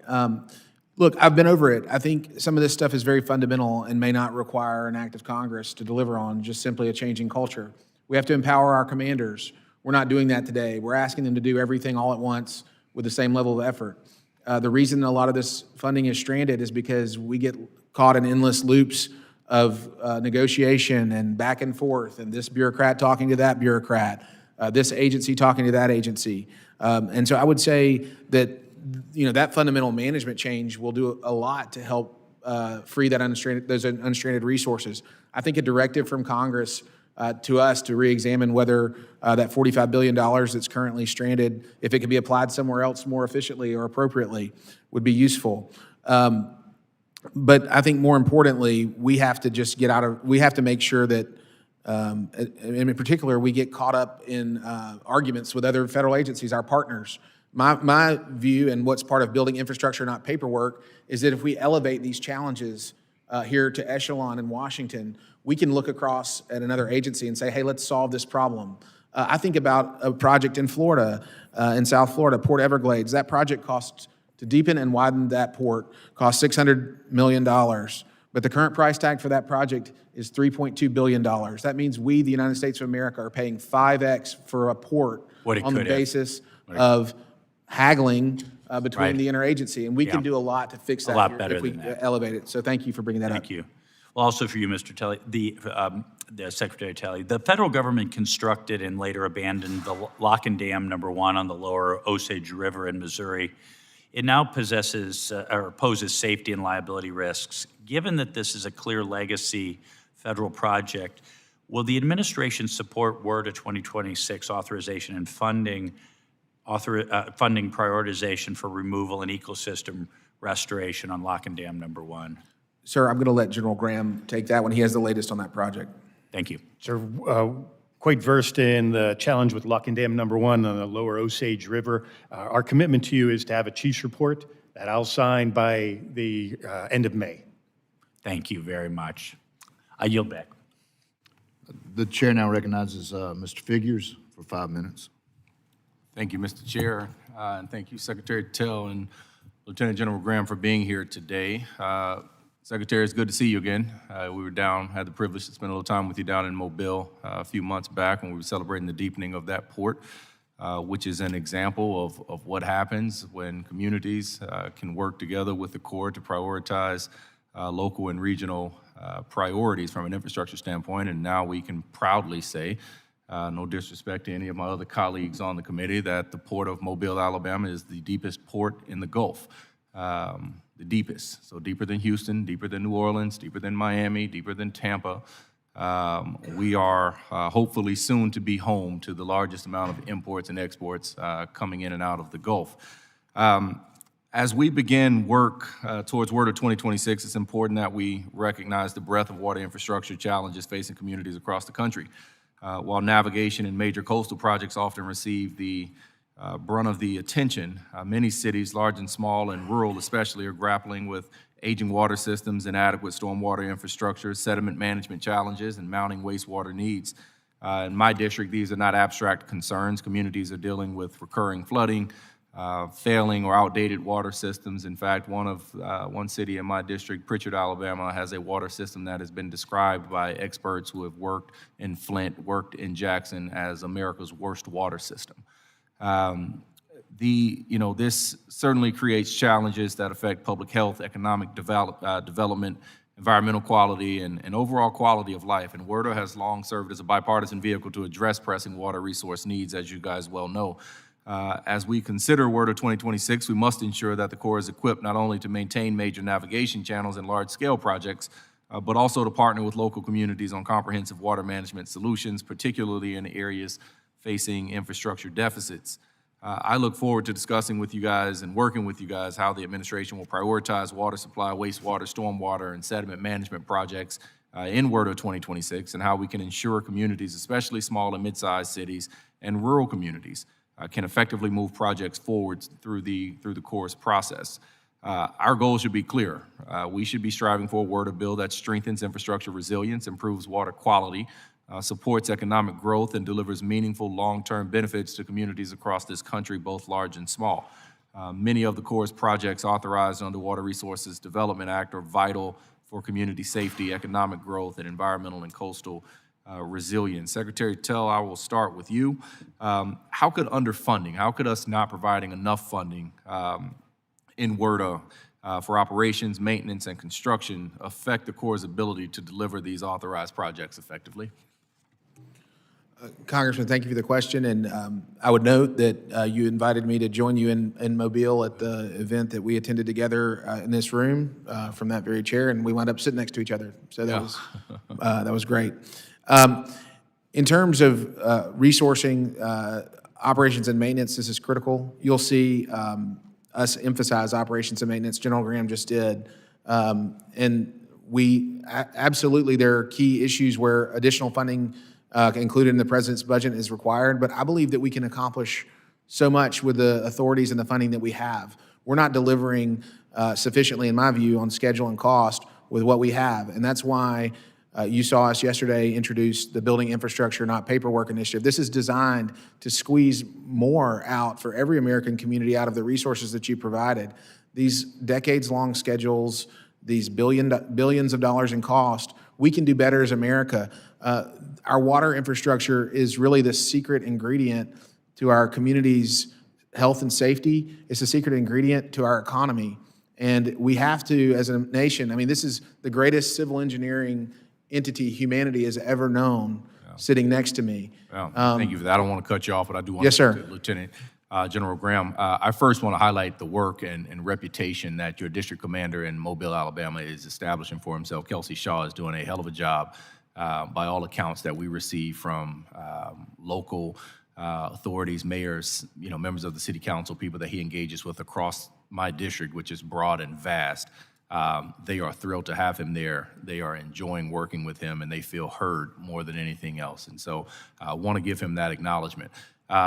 Lastly, look, I represent part of Hurricane Alley. And from an engineering perspective, obviously given funding cuts and staffing changes that we've seen over the past year plus, want to make sure that the Corps is ready and able. If a major hurricane today is to hit the Gulf Coast or anywhere in America, are you confident in the Corps' ability with its current resources to be able to respond effectively and efficiently to provide a timely response to major infrastructure damage that may happen from those storms, or do you need more? Representative Figures, we absolutely are. With leaders like Colonel Shaw, making sure that we're staying in Army mode, whether that being under Corps authorities or whether we're working under Stafford Act under FEMA's authorities, our goal is always to help people as fast as we possibly can. And in your vulnerable part of this country, that's absolutely true. Thank you, and I yield back. Thank you. And as somebody that wanted to attend that event, I couldn't, and I hate it because it was a great project and a good example of what the Corps can do. Came in under budget and under time, so it's a good project. The chair now recognizes Mr. Burleson for 5 minutes. Thank you, Mr. Chairman.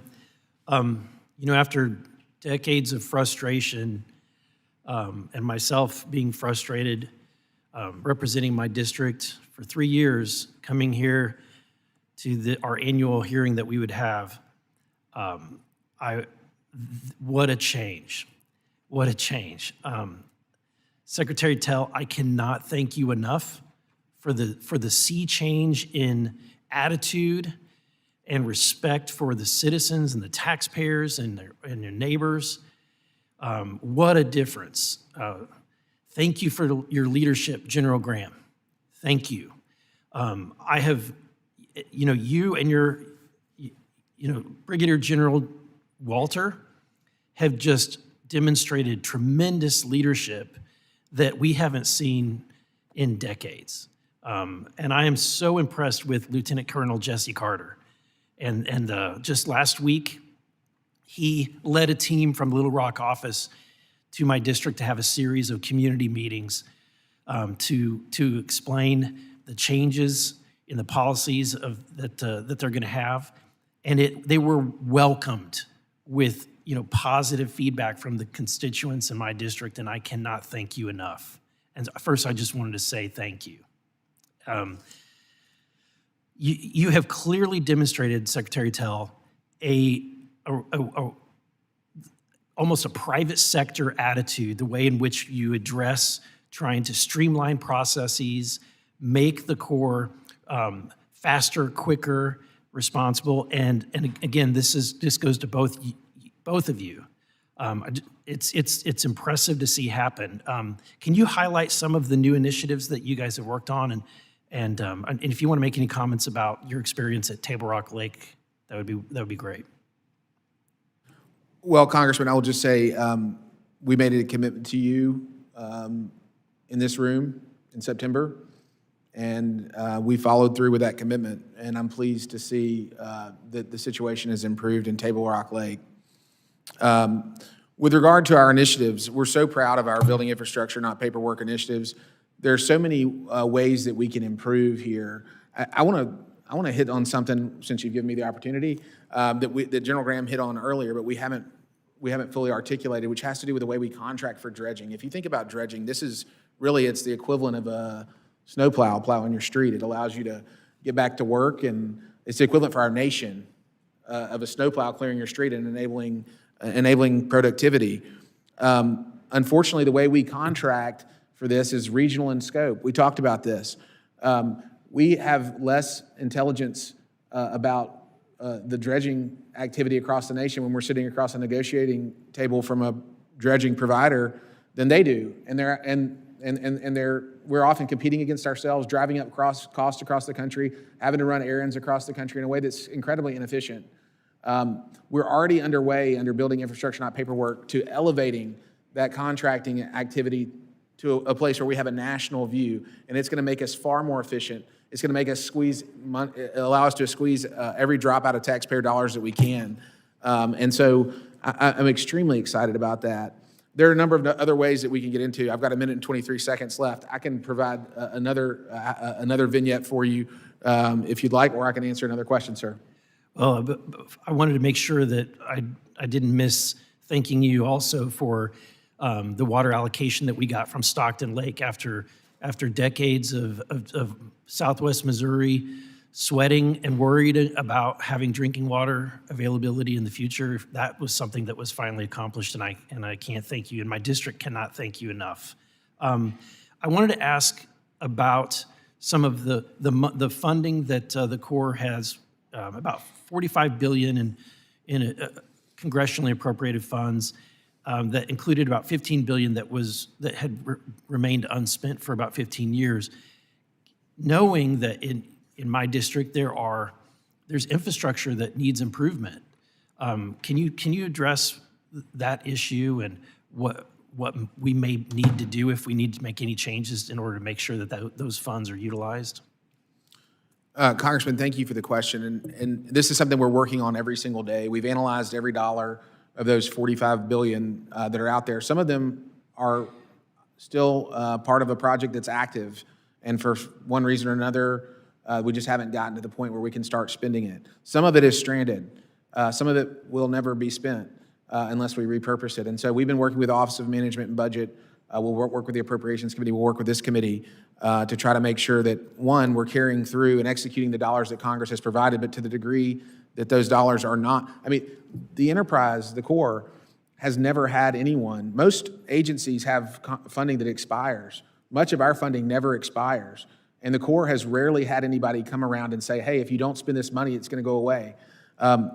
We're going to execute the law, and we're going to spend the money that Congress has given us in the way that that Congress expects. However, someone needs to put some discipline into the system to get some decisions made on how to execute this money, and I've been doing that. I've been letting the enterprise know that if you don't spend the money you have, eventually Congress is going to take it back. And so we've been getting that message out. It's put a shock into the system. I think our fiscal folks across the board are now awake and interested in spending this money. Thank you. And lastly, I just want to invite you again to come back to Table Rock. Every Veterans Day, we have an amazing event where our fishing guides, dozens and dozens of fishing guides, offer free guided service to our veterans. It is one of the most beautiful and Americana kind of event that you could ever see, and you both are invited to come. I would greatly appreciate it. Thank you, Congressman. If not for the lapse in appropriations, we might have joined you for that back in November. Thank you. I yield back. Thank you, Mr. Table Rock. The chair now recognizes Ms. Norton for 5 minutes.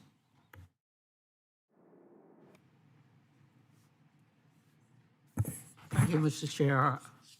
The Army Corps supplies the District of Columbia's drinking water, and the Potomac River is the only source of that drinking water.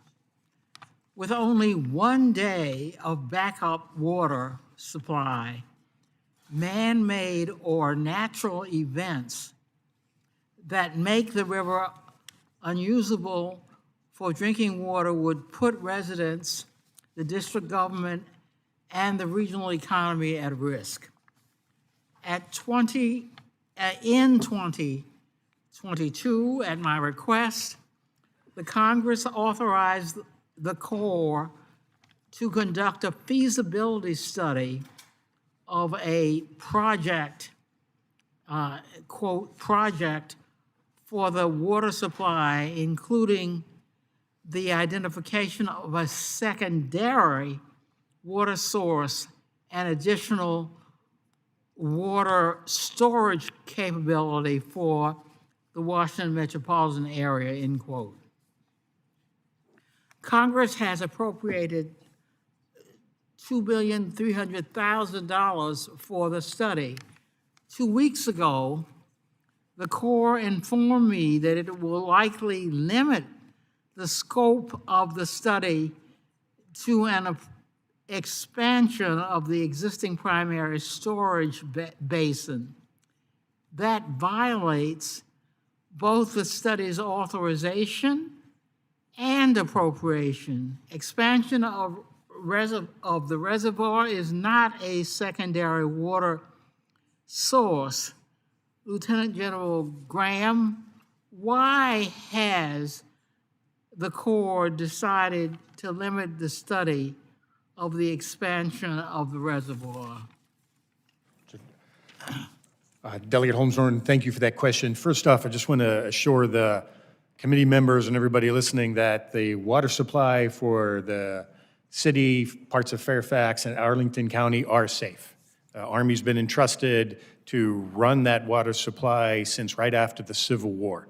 So I know there's concerns with the sewage spill from the Potomac Interceptor up there up by 495, but that is a completely different system. We provide the treated water, and DC Water is responsible for distributing that water through the city, and they're also responsible for collecting and treating the sewage. Fortunately for the Washington Aqueduct, and ma'am, you're absolutely correct, our sole source of water, raw water, is the Potomac. We have two intakes in the Potomac River, one at Great Falls and one at Little Falls. The sewage interceptor leak was in between the two. And so the source of raw water coming into our treatment plant is pristine Potomac water right now, and we've shut off the Little Falls intake that's below the sewage spill. The Corps is under FEMA authorities and under EPA guidance responding to assist as part of the federal response.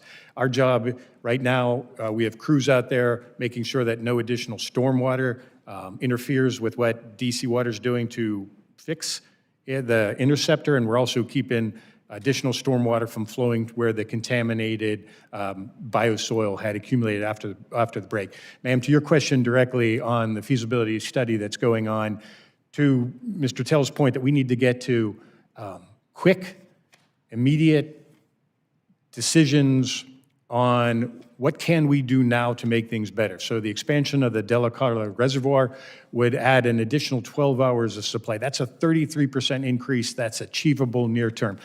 Ma'am, we're absolutely not taking off the table a look at, say, the Trafalgar, if I said that right, quarry, to look at a more longer term off Potomac tertiary source of water. So that certainly is not off the table.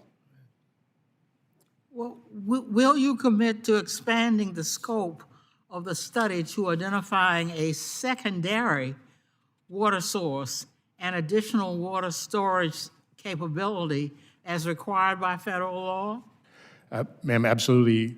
We are not limiting the scope of this study, but we are looking for early actionable elements that we can put to make the resiliency of this city's drinking water safer as soon as possible.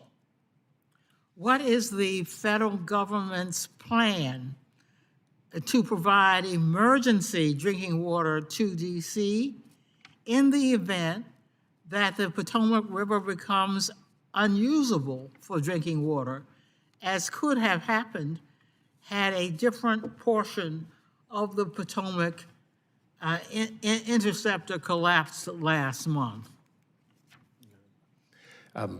Delegate Holmstrom, that's absolutely a important question that we need to address. Our sole source is the Potomac, and as I said, we have built redundancy into that with an upstream intake and a downstream intake.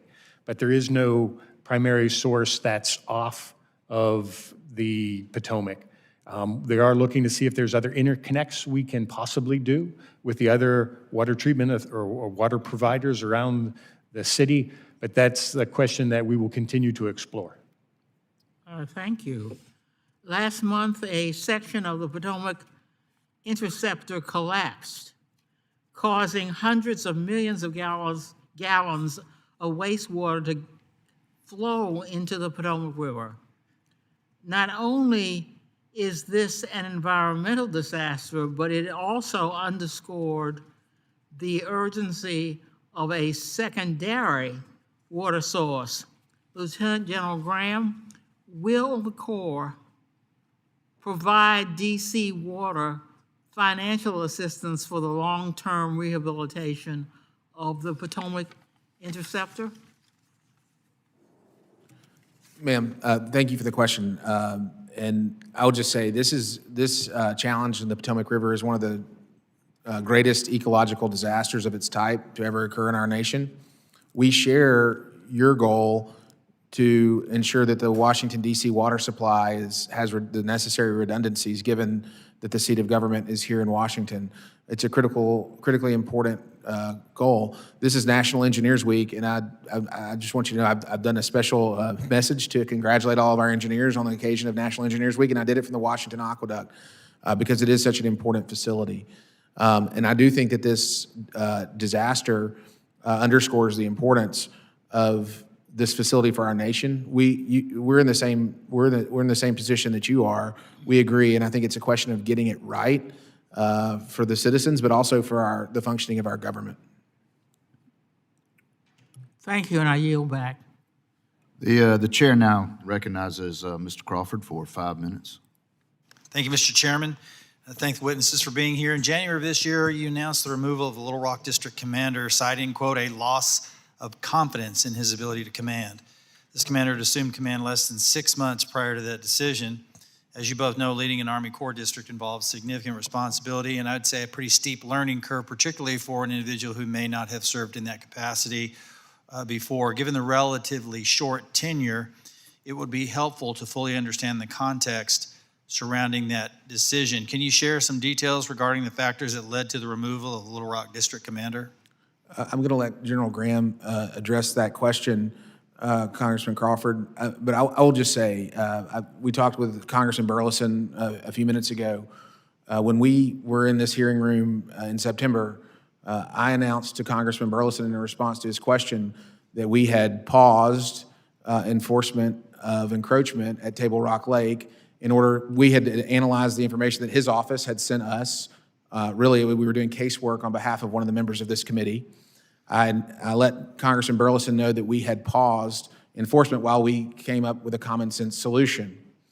2 months later, I called down to the Little Rock District and said, hey, we're still hearing you haven't paused this activity. And I again directed them to pause this activity in accordance with the commitment I made to Congressman Burleson and other members of Congress.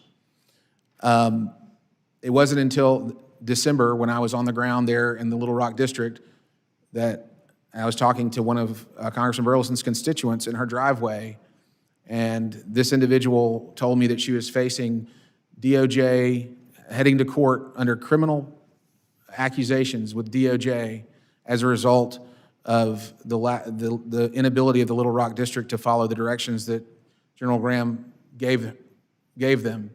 And it broke my heart. It was right before Christmas, and this constituent of Congressman Burleson's, who I happened to meet that day, let me know that General Graham's direction had not been followed, and she was headed to court with the federal government chasing her on criminal accusations related to encroachments that we viewed as encroachment enforcement that we viewed as overly heavy-handed and not in the interest of the American public. And I will let General Graham take it from there. So Representative Crawford, thank you for that question. And I'll just elaborate a bit on what Mr. Tell outlined. So it was my decision to remove the Little Rock District Engineer from command, not as a result of any ethical or moral failings, but rather because I lost confidence in their ability to exercise sound judgment. Okay, I'm going to ask you to pause right there. So this was strictly the colonel's lack of judgment. Was there any assessment of the staff there that played a role in the decision to continue after they had been given the direction to cease, but they continued? Was there any action taken against those civilian staff? So Representative Crawford, the commander's ultimately responsible for everything that organization does. That's the bedrock principles of the United States Army, and that's what makes us the best in the world. Right, fair enough. So the answer to your question, sir, is there were some additional individuals, many who have since retired or have left government service. We're right now moving in a seasoned second year or commander or colonel who has commanded before, and he will take a look at all the individuals and all of the policies of the district to see if any additional actions need to take place or what needs to change on the ground. Okay, let me ask you this. So this is kind of where we run into a little bit of a gray area here because, you know, the individuals in the office are civilians, long-term, been there for many, many, many years. And then you have a colonel that comes in, he's brand new, he's 6 months on the job. And you issue a stand down. Is that accurate? You issued a stand down on that particular operation on Table Rock Lake? A pause on enforcement. A pause on enforcement so that we could assess and come up with a common sense solution. Gotcha. And we've had similar instances, not on Table Rock Lake, but say, for example, Bull Shoals or Norfolk Lake or whatever, similar types of dynamics that have taken place there. So not faulting you at all on the cease enforcement notice. That's fair enough. The question I have is when there is a violation of this nature and it was so egregious that you removed the colonel from command, what further steps are taken to address this downstream of the colonel? Because he may be one of 2 or 3 that are actually active duty military present in that office.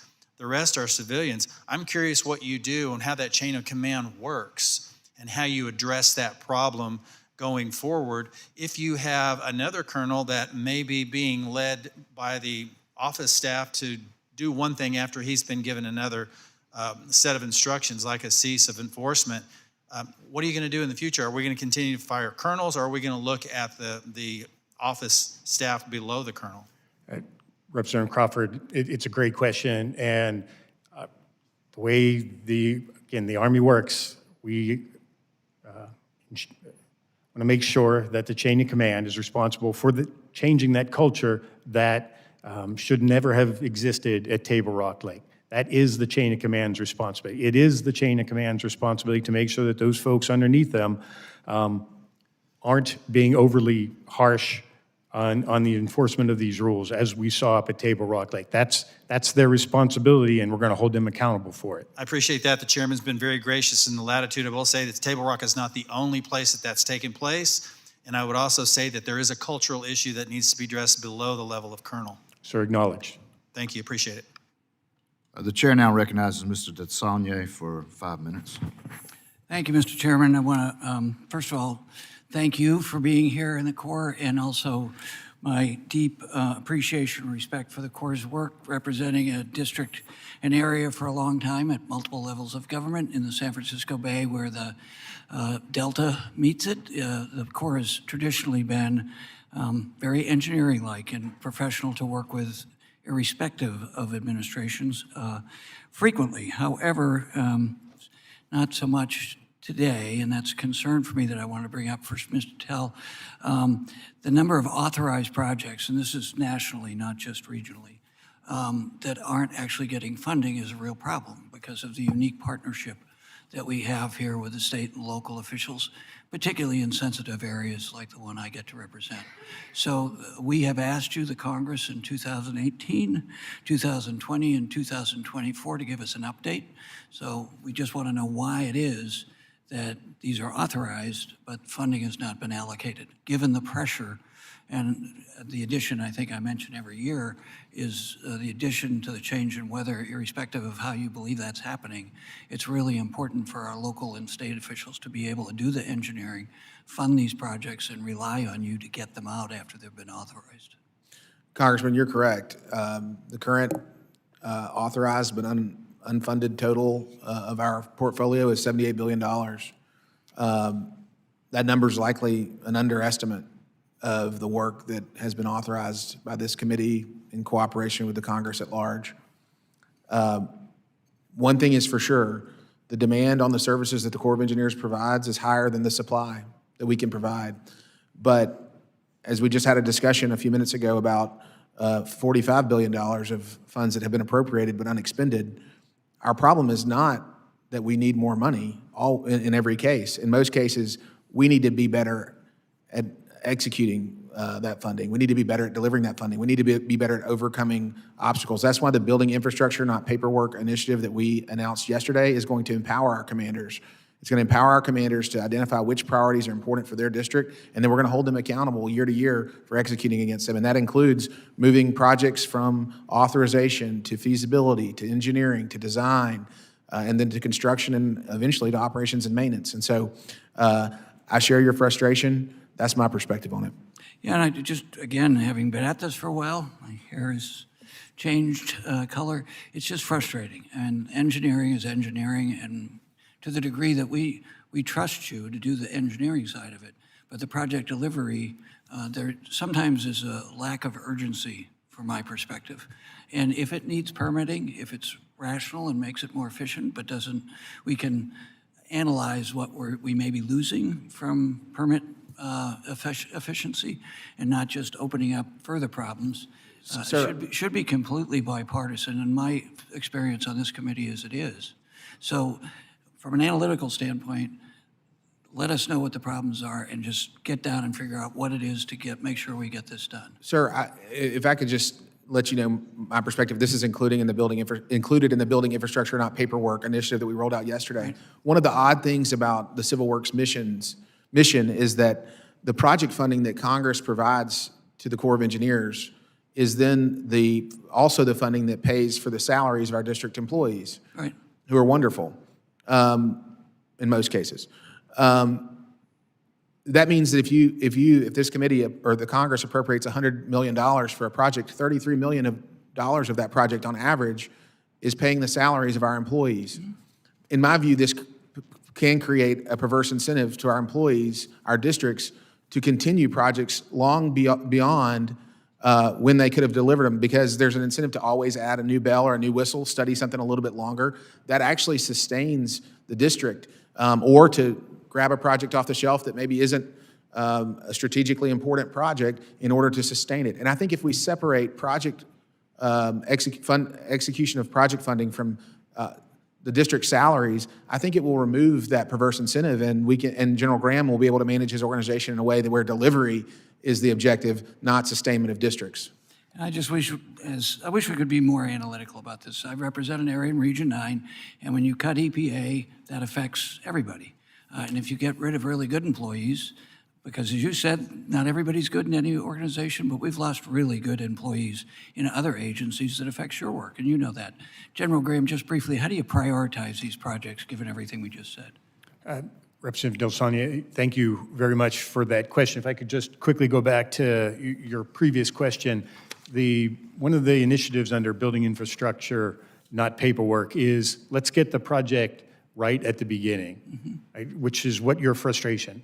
All these projects, we sometimes lose sight of this. There's a need out in somebody's community for to fix a navigation project, or there's a flooding challenge. Right? If we don't get the engineering up front, this committee can't authorize to build this scope of project correctly. And if we don't get the engineering right up front, we can't possibly give you a good cost estimate. And so that's what's bedeviled us on a lot of that $78 billion is it's sitting at really immature engineering. So we haven't really told you what we're going to go build, and we certainly haven't made solid commitments on what the cost is going to be. Prioritization on my end, to answer your second question, sir, directly, is finish what we start. Efficient funding for the work that we've been told to start is the best way to project delivery and delivery for your constituents. Thank you. Thank you, Mr. Chairman. The chair now recognizes Ms. Poe for 5 minutes. Thank you, Mr. Chairman. First, let me just say I want to thank both the Assistant Secretary and Lieutenant Graham for being here. You know, the work of the U.S. Army Corps of Engineers is deeply personal for the families and small businesses in the New Jersey 9th Congressional District. My district includes communities along the Passaic River Basin, one of the most flood-prone watersheds in the United States. Towns like Patterson, Clifton, Edgewater, Lodi, and Elmwood Park has suffered from repeated and devastating flooding, needing our help. Heavy rains, higher tides, and coastal storms have caused repeated flooding, erosions, and new threats to infrastructure. When these crises arise, we need to quickly communicate with the Army Corps. Sadly, recent politicizing effort by the Pentagon has made quick and the necessary communication all but impossible. Now the Army Corps must get approval before even speaking with congressional offices. And here I thought this administration wanted to cut red tape instead of cause more. Fortunately, WRDA gives us a unique opportunity to streamline the backlog Army Corps projects and mitigate identification challenges that have left communities like mine waiting for far too long. That is why I introduced the Clean Up Act, legislation that allows the Army Corps to remediate contaminated sentiments under the CERCLA by using an EPA-approved cleanup plan developed with local partners for authorized water projects. Assistant Secretary Tell and Lieutenant General Graham, this question is for both of you. Do you believe an EPA-approved indemnification waiver for the Army Corps would reduce decades-old projects timeline like the ones we have in the lower Saddle River? And if yes, can you please talk about how it would help? Congresswoman Poe, thank you for the question. And I haven't been able to review your legislation yet. I'm happy to take a look. I will say that a project in your district, New York, New Jersey HATS, which is a broad, an important project, large in scope, we believe may be one of the first projects in the nation to benefit from the rapid process that we're instilling as a result of building infrastructure, not paperwork. I'll let General Graham hit the specifics of that, but we think we have a real opportunity in your district to start bringing a very complex project, breaking it up into the piece parts that are most important to your constituents, get to work, and then move on to the next steps. That's wonderful. Thank you, Secretary. So Representative Poe, certainly the East Riser Ditch project as a spinoff from the Hudson River and Tributaries project is a great one for us to get started to better provide flood protection to your constituents. To the indemnification issue, we greatly appreciate you taking a look at that. So under some authorities, if there's a contaminated area, if we go in there and say it's a highly contaminated, we then potentially could become a principal responsible party. And that sometimes gets us just stuck, that we can't move what's needed. The contamination's not going to clean itself. And so I think exploring that topic would be a great way to clean up the environment more readily, and I think it's much needed. Thank you. Thank you so very much for that answer. Let me just say, and I believe you just mentioned the New York, New Jersey harbor and tributary studies is also essential, as you've just mentioned, for preparing the region for future storms and increasingly frequent flooding. Congress, as you know, has directed the Corps in the last three WRDAs to leverage the HATS analysis to address all types of flooding for the entire study area. It also requires the Corps to advance interim projects that are smaller in size, lower in cost, and prioritize nature-based solutions to reduce risk in the near term.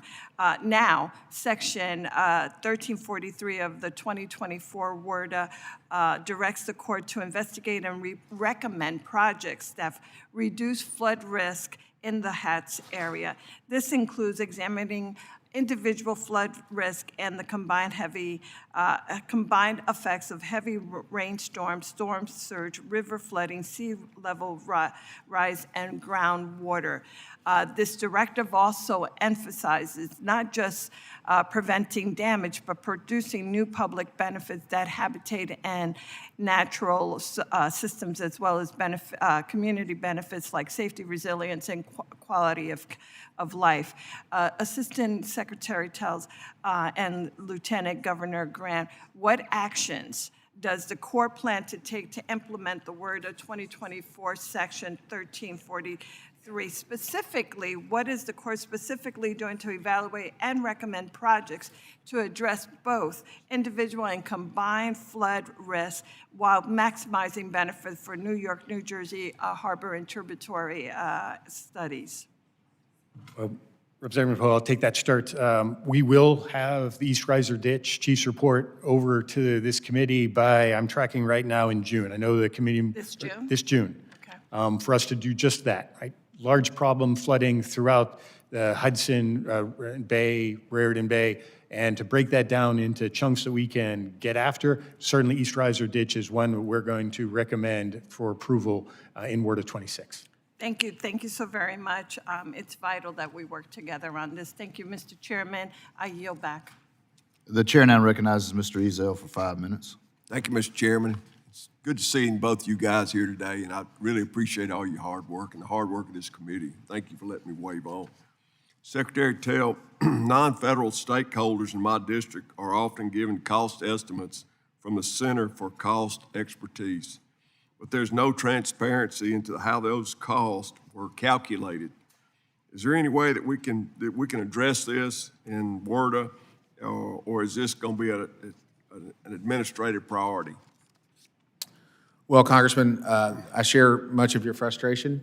You've been a great advocate for the Port of Gulfport.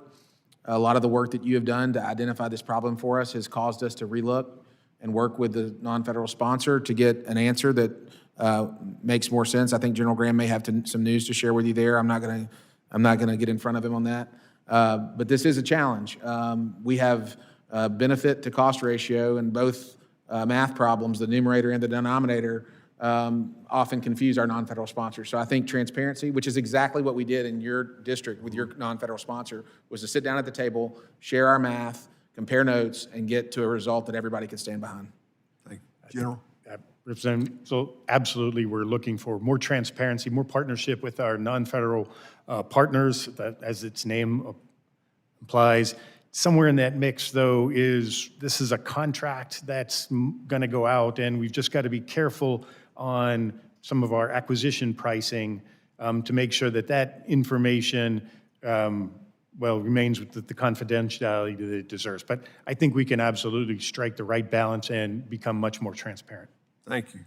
To follow up on that, Mr. Taylor, is it an administrative priority to implement a stakeholder review of the cost estimation process? For example, Gulfport was given a cost estimate of $40 million for its overhead dredging facilities, yet there's no appeal process to help us understand where that number came from, likely because the port and probably even the Mobile district don't believe it's accurate. Congressman Ezell, I share your frustration. Again, I think that this is something we can do better at. I think we can be more transparent. Yep. I think we could save our non-federal sponsors a lot of time and effort if we would share with them our math. Yep. And work together. And it doesn't always mean they're going to get a BCR above 1, right. But we can do much better. Thank you. I want to turn to dredging just for a second, and the dredging material. The Gulf Coast, as you know, could use dredging material almost anywhere. I'll ask both of you, is there any update on where the Corps is with implementing reusable dredging material? General Graham, I'll let you take that one. Representative, absolutely. Treating dredge material not as a waste product, but as a valuable commodity is our absolute commitment. We had been doing about 30% what's called beneficial reuse, taking that mud or sand where it's in the way of our ships and moving it somewhere, usually in the environment where it'll do something good. Our goal is to get to 70%. So we're kind of moving past 30% right now, and our goal is to get to 70%. And this committee has given us some additional authorities to do that, which we appreciate. I'll just add, Congressman Ezell, that under building infrastructure, not paperwork, one of the initiatives we have is a couple of the initiatives we have, one, encourage non-federal sponsors, ports like the Port of Gulfport or others, to have a plan of what they do with their dredge material ahead of time, so we're not confronting these issues in the middle of a project. We can incentivize and encourage that type of behavior. And the other is to open up mitigation banking in a way that allows for more flexibility and better environmental outcomes when we do the work we have to do to dredge important ports like Gulfport. Thank you. Mr. Taylor, we talked about your initiative to build infrastructure, not paperwork. And I want to say that this is the best news I've heard coming from the Corps in a long time. I think everyone here would agree that the Army Corps needs to build or assist with building and move away from the burdensome bureaucratic process that have hindered states and local communities for decades. If I can be anything I can do to help with this, please let us know. And thank you both for your time today and all your hard work. And I yield back, Mr. Chairman.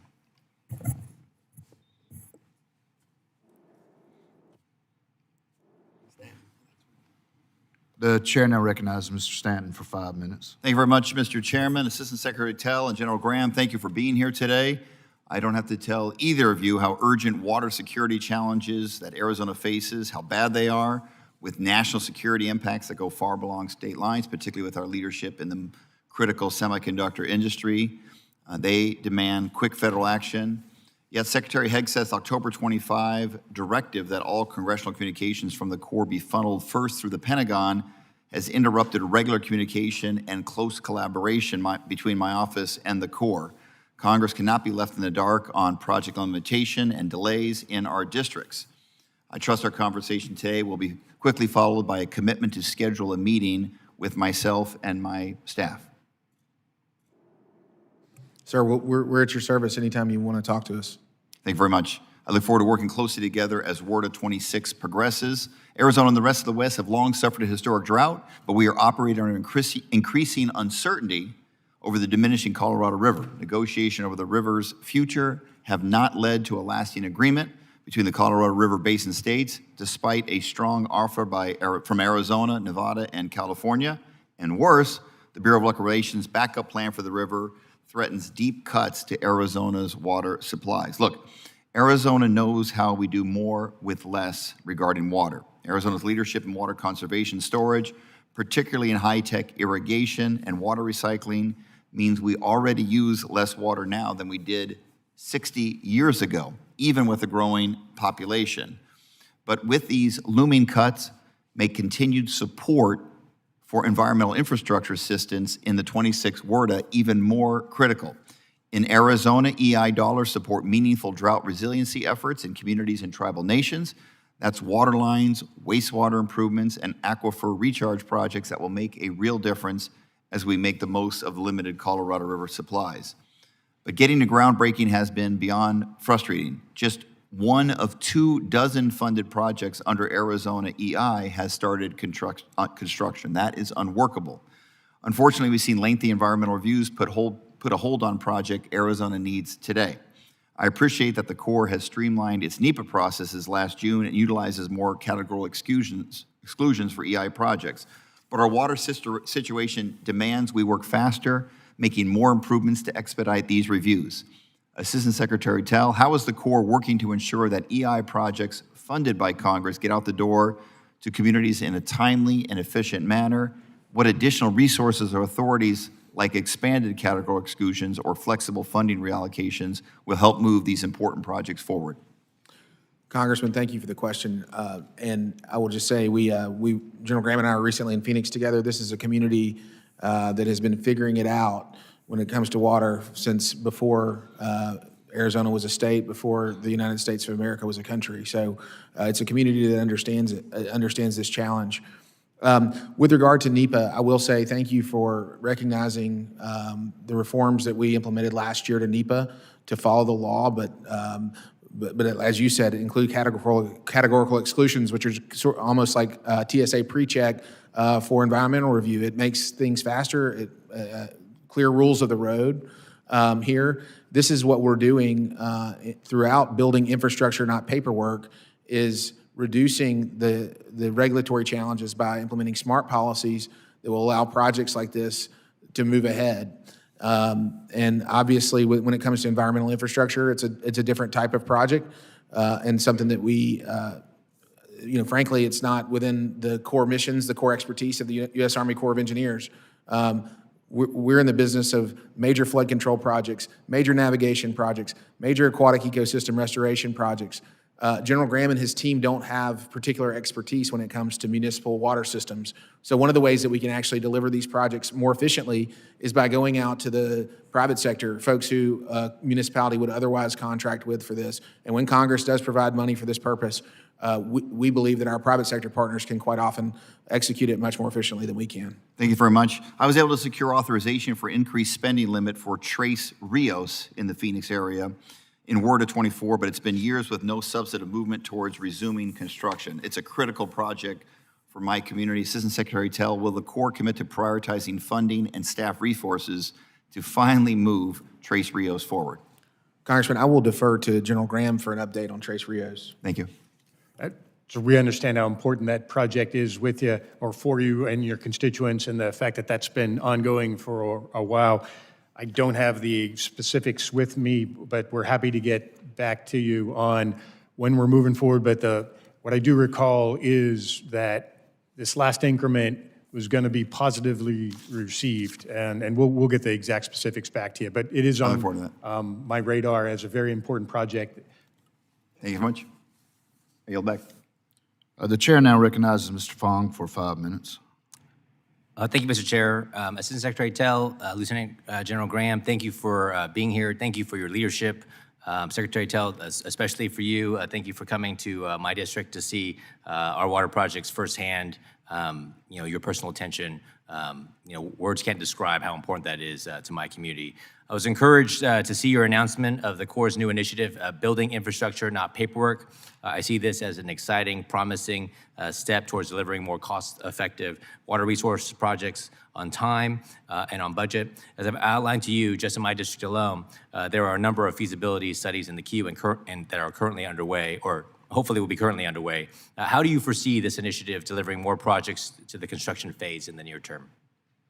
Congressman Fong, thank you for the question. I mean, I'll just say, as we were putting the finishing touches on building infrastructure, not paperwork, there was a moment we had when we were out in your district, and one of the local officials was talking about his hope that the investments that we make today might benefit his grandchildren. And he had a realistic perspective on our program, which is it takes generations quite often to deliver things like Pine Flat Dam, which is important to your district. And it was a sad moment for me because we've almost conditioned our stakeholders out in the field to think that our work's going to take generations, and it shouldn't be that way. A member of Congress who gets elected to represent their district ought to have the ability to deliver results for their district while they're a member of Congress, not decades later. And so I just want to tell you how much our interaction out there in the Fresno area really informed our perspective on how important what we're doing is. And we believe this will benefit every project, including important projects like the raising of Pine Flat Dam. Perfect. Well, that's music to my ears, and certainly appreciate you acknowledging the importance of the raise of Pine Flat Dam. In the last WRDA bill, Congress called for expediting certain studies, including this project, but have yet to discuss a cost-sharing agreement with our water districts. If you could you provide an update on the Pine Flat Dam Reservoir Raise project? Can we commence the feasibility study by 2028? Congressman, I don't have the latest on Pine Flat. I'm not sure if General Graham does, but you can rest assured we will get you an answer immediately. Perfect. Also, during our discussion in my district, we touched on the potential of the Corps continuing to use forecast-informed reservoir operations, otherwise known as FIRO, and incorporating airborne snow observation flights to better predict and manage snowpack, which is extremely important in California, especially with the snowstorms that just came through. How does the Corps plan to incorporate advanced technologies into their water control strategies, especially in the western United States? Well, Congressman Fong, what we learned when we were in your district recently was, we like to talk about FIRO. It's a great tool to squeeze as much water as we can, as much flood relief as we can out of our existing facilities by looking at weather patterns and making smart judgments about when to take risk.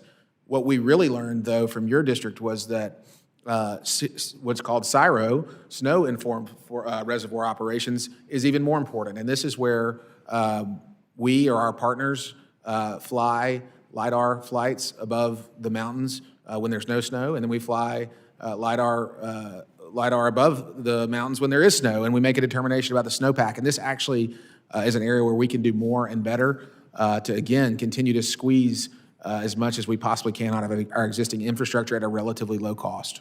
Well, thank you for that. As you know, water is life for us. I represent the food production capital of California, so we look forward to the partnership in incorporating this new technology so that we can move more water in real time as we get it. Lastly, as you saw in your visit, there's a significant potential to provide additional water resources in California through the Red Bank and Fancher Creek project, which is also undergoing a feasibility study. During your visit, I believe General Kelly offered his team's assistance in rescoping the existing study to incorporate a more streamlined and scalable decision-making scope to be aligned with the transformation initiative that you've outlined, which would significantly reduce the budget of the existing study. Can the Army Corps' leadership work with the Sacramento District in reducing the scope even more while remaining compliant with the Corps' new initiative here?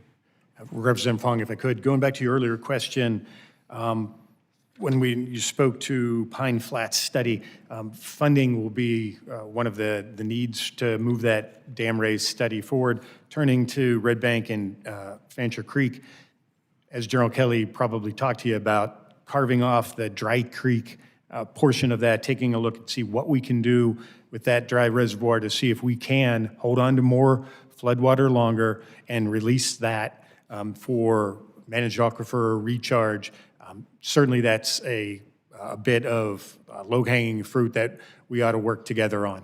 Well, these projects are certainly very important. I've run out of time, but Secretary Tell, General Graham, thank you for your leadership. Thank you for your partnership, and I look forward to working with you. Thank you. I yield back. The chair now recognizes Mr. Carbajal for 5 minutes. Thank you very much. Thank you, Assistant Secretary Tell and Lieutenant General Graham, for testifying today. When you went to my colleague, Representative Fong's district, you should have come over the mountains to Paradise, which is my district, right on the coast. But I'm sure his district was almost as beautiful as mine. I represent the Central Coast of California, which encompasses a diverse portfolio of core projects that promote public safety, strengthen economic vitality, and support Coast Guard operations and national security. I've always appreciated the work that the Corps does through Democratic or Republican administrations. You guys always do extraordinary work, and oftentimes in a nonpartisan way, which is really what the American people expect. Secretary Tell, for some reason, Santa Barbara Harbor dredging was left out of the President's budget for fiscal year 26. Despite its critical role in supporting the Coast Guard, national security, our regional economy, and coastal operational needs. I sent you a letter on January 26th, following enactment of the Energy and Water Appropriations Bill, advocating on behalf of Santa Barbara Harbor and the $4 million they need in the fiscal year 26 core work plan. I bring this to your attention to ask that you give it your full and fair consideration. I hope I can get your commitment that you will take a look at this and my office can follow up with your team on this. Perhaps you could come out to Paradise, just like you did to Mr. Fong's district, to see some of these projects. Secretary Tell, the Salinas Dam in San Luis Obispo County is currently owned by the Corps. San Luis Obispo County has indicated their interest in taking ownership of this project. We have had numerous conversations with the Corps, both the LA District and headquarters, regarding this ongoing back to my first term in Congress, in the 115th Congress, almost 10 years ago. In the last bipartisan WRDA bill of 2024, enacted into law, I was able to successfully include a provision that allows the Corps to convey the Salinas Dam to the San Luis Obispo County government. This was Section 1306 of the bill. Can you provide me with an update on ongoing discussions with San Luis Obispo County regarding this conveyance? Congressman Carbajal, I looked at General Graham. He does not have an update on that. We commit to get you one here before the end of the day. Great. And I will say that Congressman Fong's district is beautiful, and I hope to visit yours. I also got to say, the manager of Pine Flat Dam is a son of a citrus farmer, and we managed to find our way to some oranges and some clementines and some lemons while we were out there, and I got to recommend them to everybody. It's the best thing I've ever tasted. Well, that's because you haven't tasted the wine in my country, the Central Coast. Should we make the law more clear as it relates to the conveyance language that I got in the bill to help? Congressman Carbajal, I'm not aware of any need we have related to legislation, but we will get you an update by the end of the day. Thank you. Let me just say that it feels like we've just been going in circles on this issue. So to the extent that you could give it your attention and help us resolve a clear path forward, I would greatly appreciate it. Secretary Tell, as you are probably aware, construction of the Lower Mission Creek project in Santa Barbara has been authorized since the year 2000 and was later amended in 2007 to reflect the cost share between the federal and non-federal partners. Despite this project being shovel-ready, our local government, having invested over $18 million in non-federal resources, federal dollars have not been made available. I understand the Corps' recent updated the principles, requirements, and guideline procedures to more accurately capture total public value and taxpayer return on federal investments. Would these new standards help with the positive BCR score for the Lower Mission Creek? Congressman, we just had an outstanding conversation with Congressman Ezell about this same issue. I believe that we could do more in terms of providing transparency to non-federal sponsors in relation to the costs and benefits and how we calculate them. We don't need to be doing this math in a black box. We need to be sharing it and making sure everybody is in agreement, even if the non-federal sponsor disagrees. But I would anticipate that the updated guidance that you mentioned will benefit projects like this one, because we're always able to take into consideration more than just the raw economic numbers and consider other factors. Thank you very much. You have a standing invitation to visit my district anytime. I know traditionally administrations make visits to only members of their parties, but I sure hope you'll consider coming to my district. Sir, I'm happy to do it. We've been out to California numerous times since I've been in this role, and I look forward to getting back out there. Great. Thank you so much. Thank you. The gentleman yields back. Are there any further questions from any members of the subcommittee who have not been recognized? All right, seeing none, the chairman's going to indulge because he is the chairman. I just thought I'd take a couple of minutes. You know, as I sat through this whole hearing and listened, I think y'all understand a little bit of the issues, and that's the fact that people are always asking about the same projects over and over and over that haven't been authorized, the studies aren't complete. And as a small business person, been in small business all my life, it's nice to see that sometimes you take a look at just what the problem is. And it may not be bad people, it may be the process. And you take an inwardly look, and it's exciting to see that both of you are doing that. And to just look at the process maybe. Maybe we're looking at the process wrong so that we can speed up things for Mr. Carbajal, who probably would love to come to Georgia to get some good barbecue. But it is good to see that. And even though this will be my last water bill as a member of the House, or I won't be at the next one anyway, it's exciting I would love to see just how many of these projects that people just come in and sit down and say, thank you, it's completed, or it's in the appropriation phase. So with that, I appreciate y'all coming today. Thank you for your testimony, and this subcommittee stands adjourned.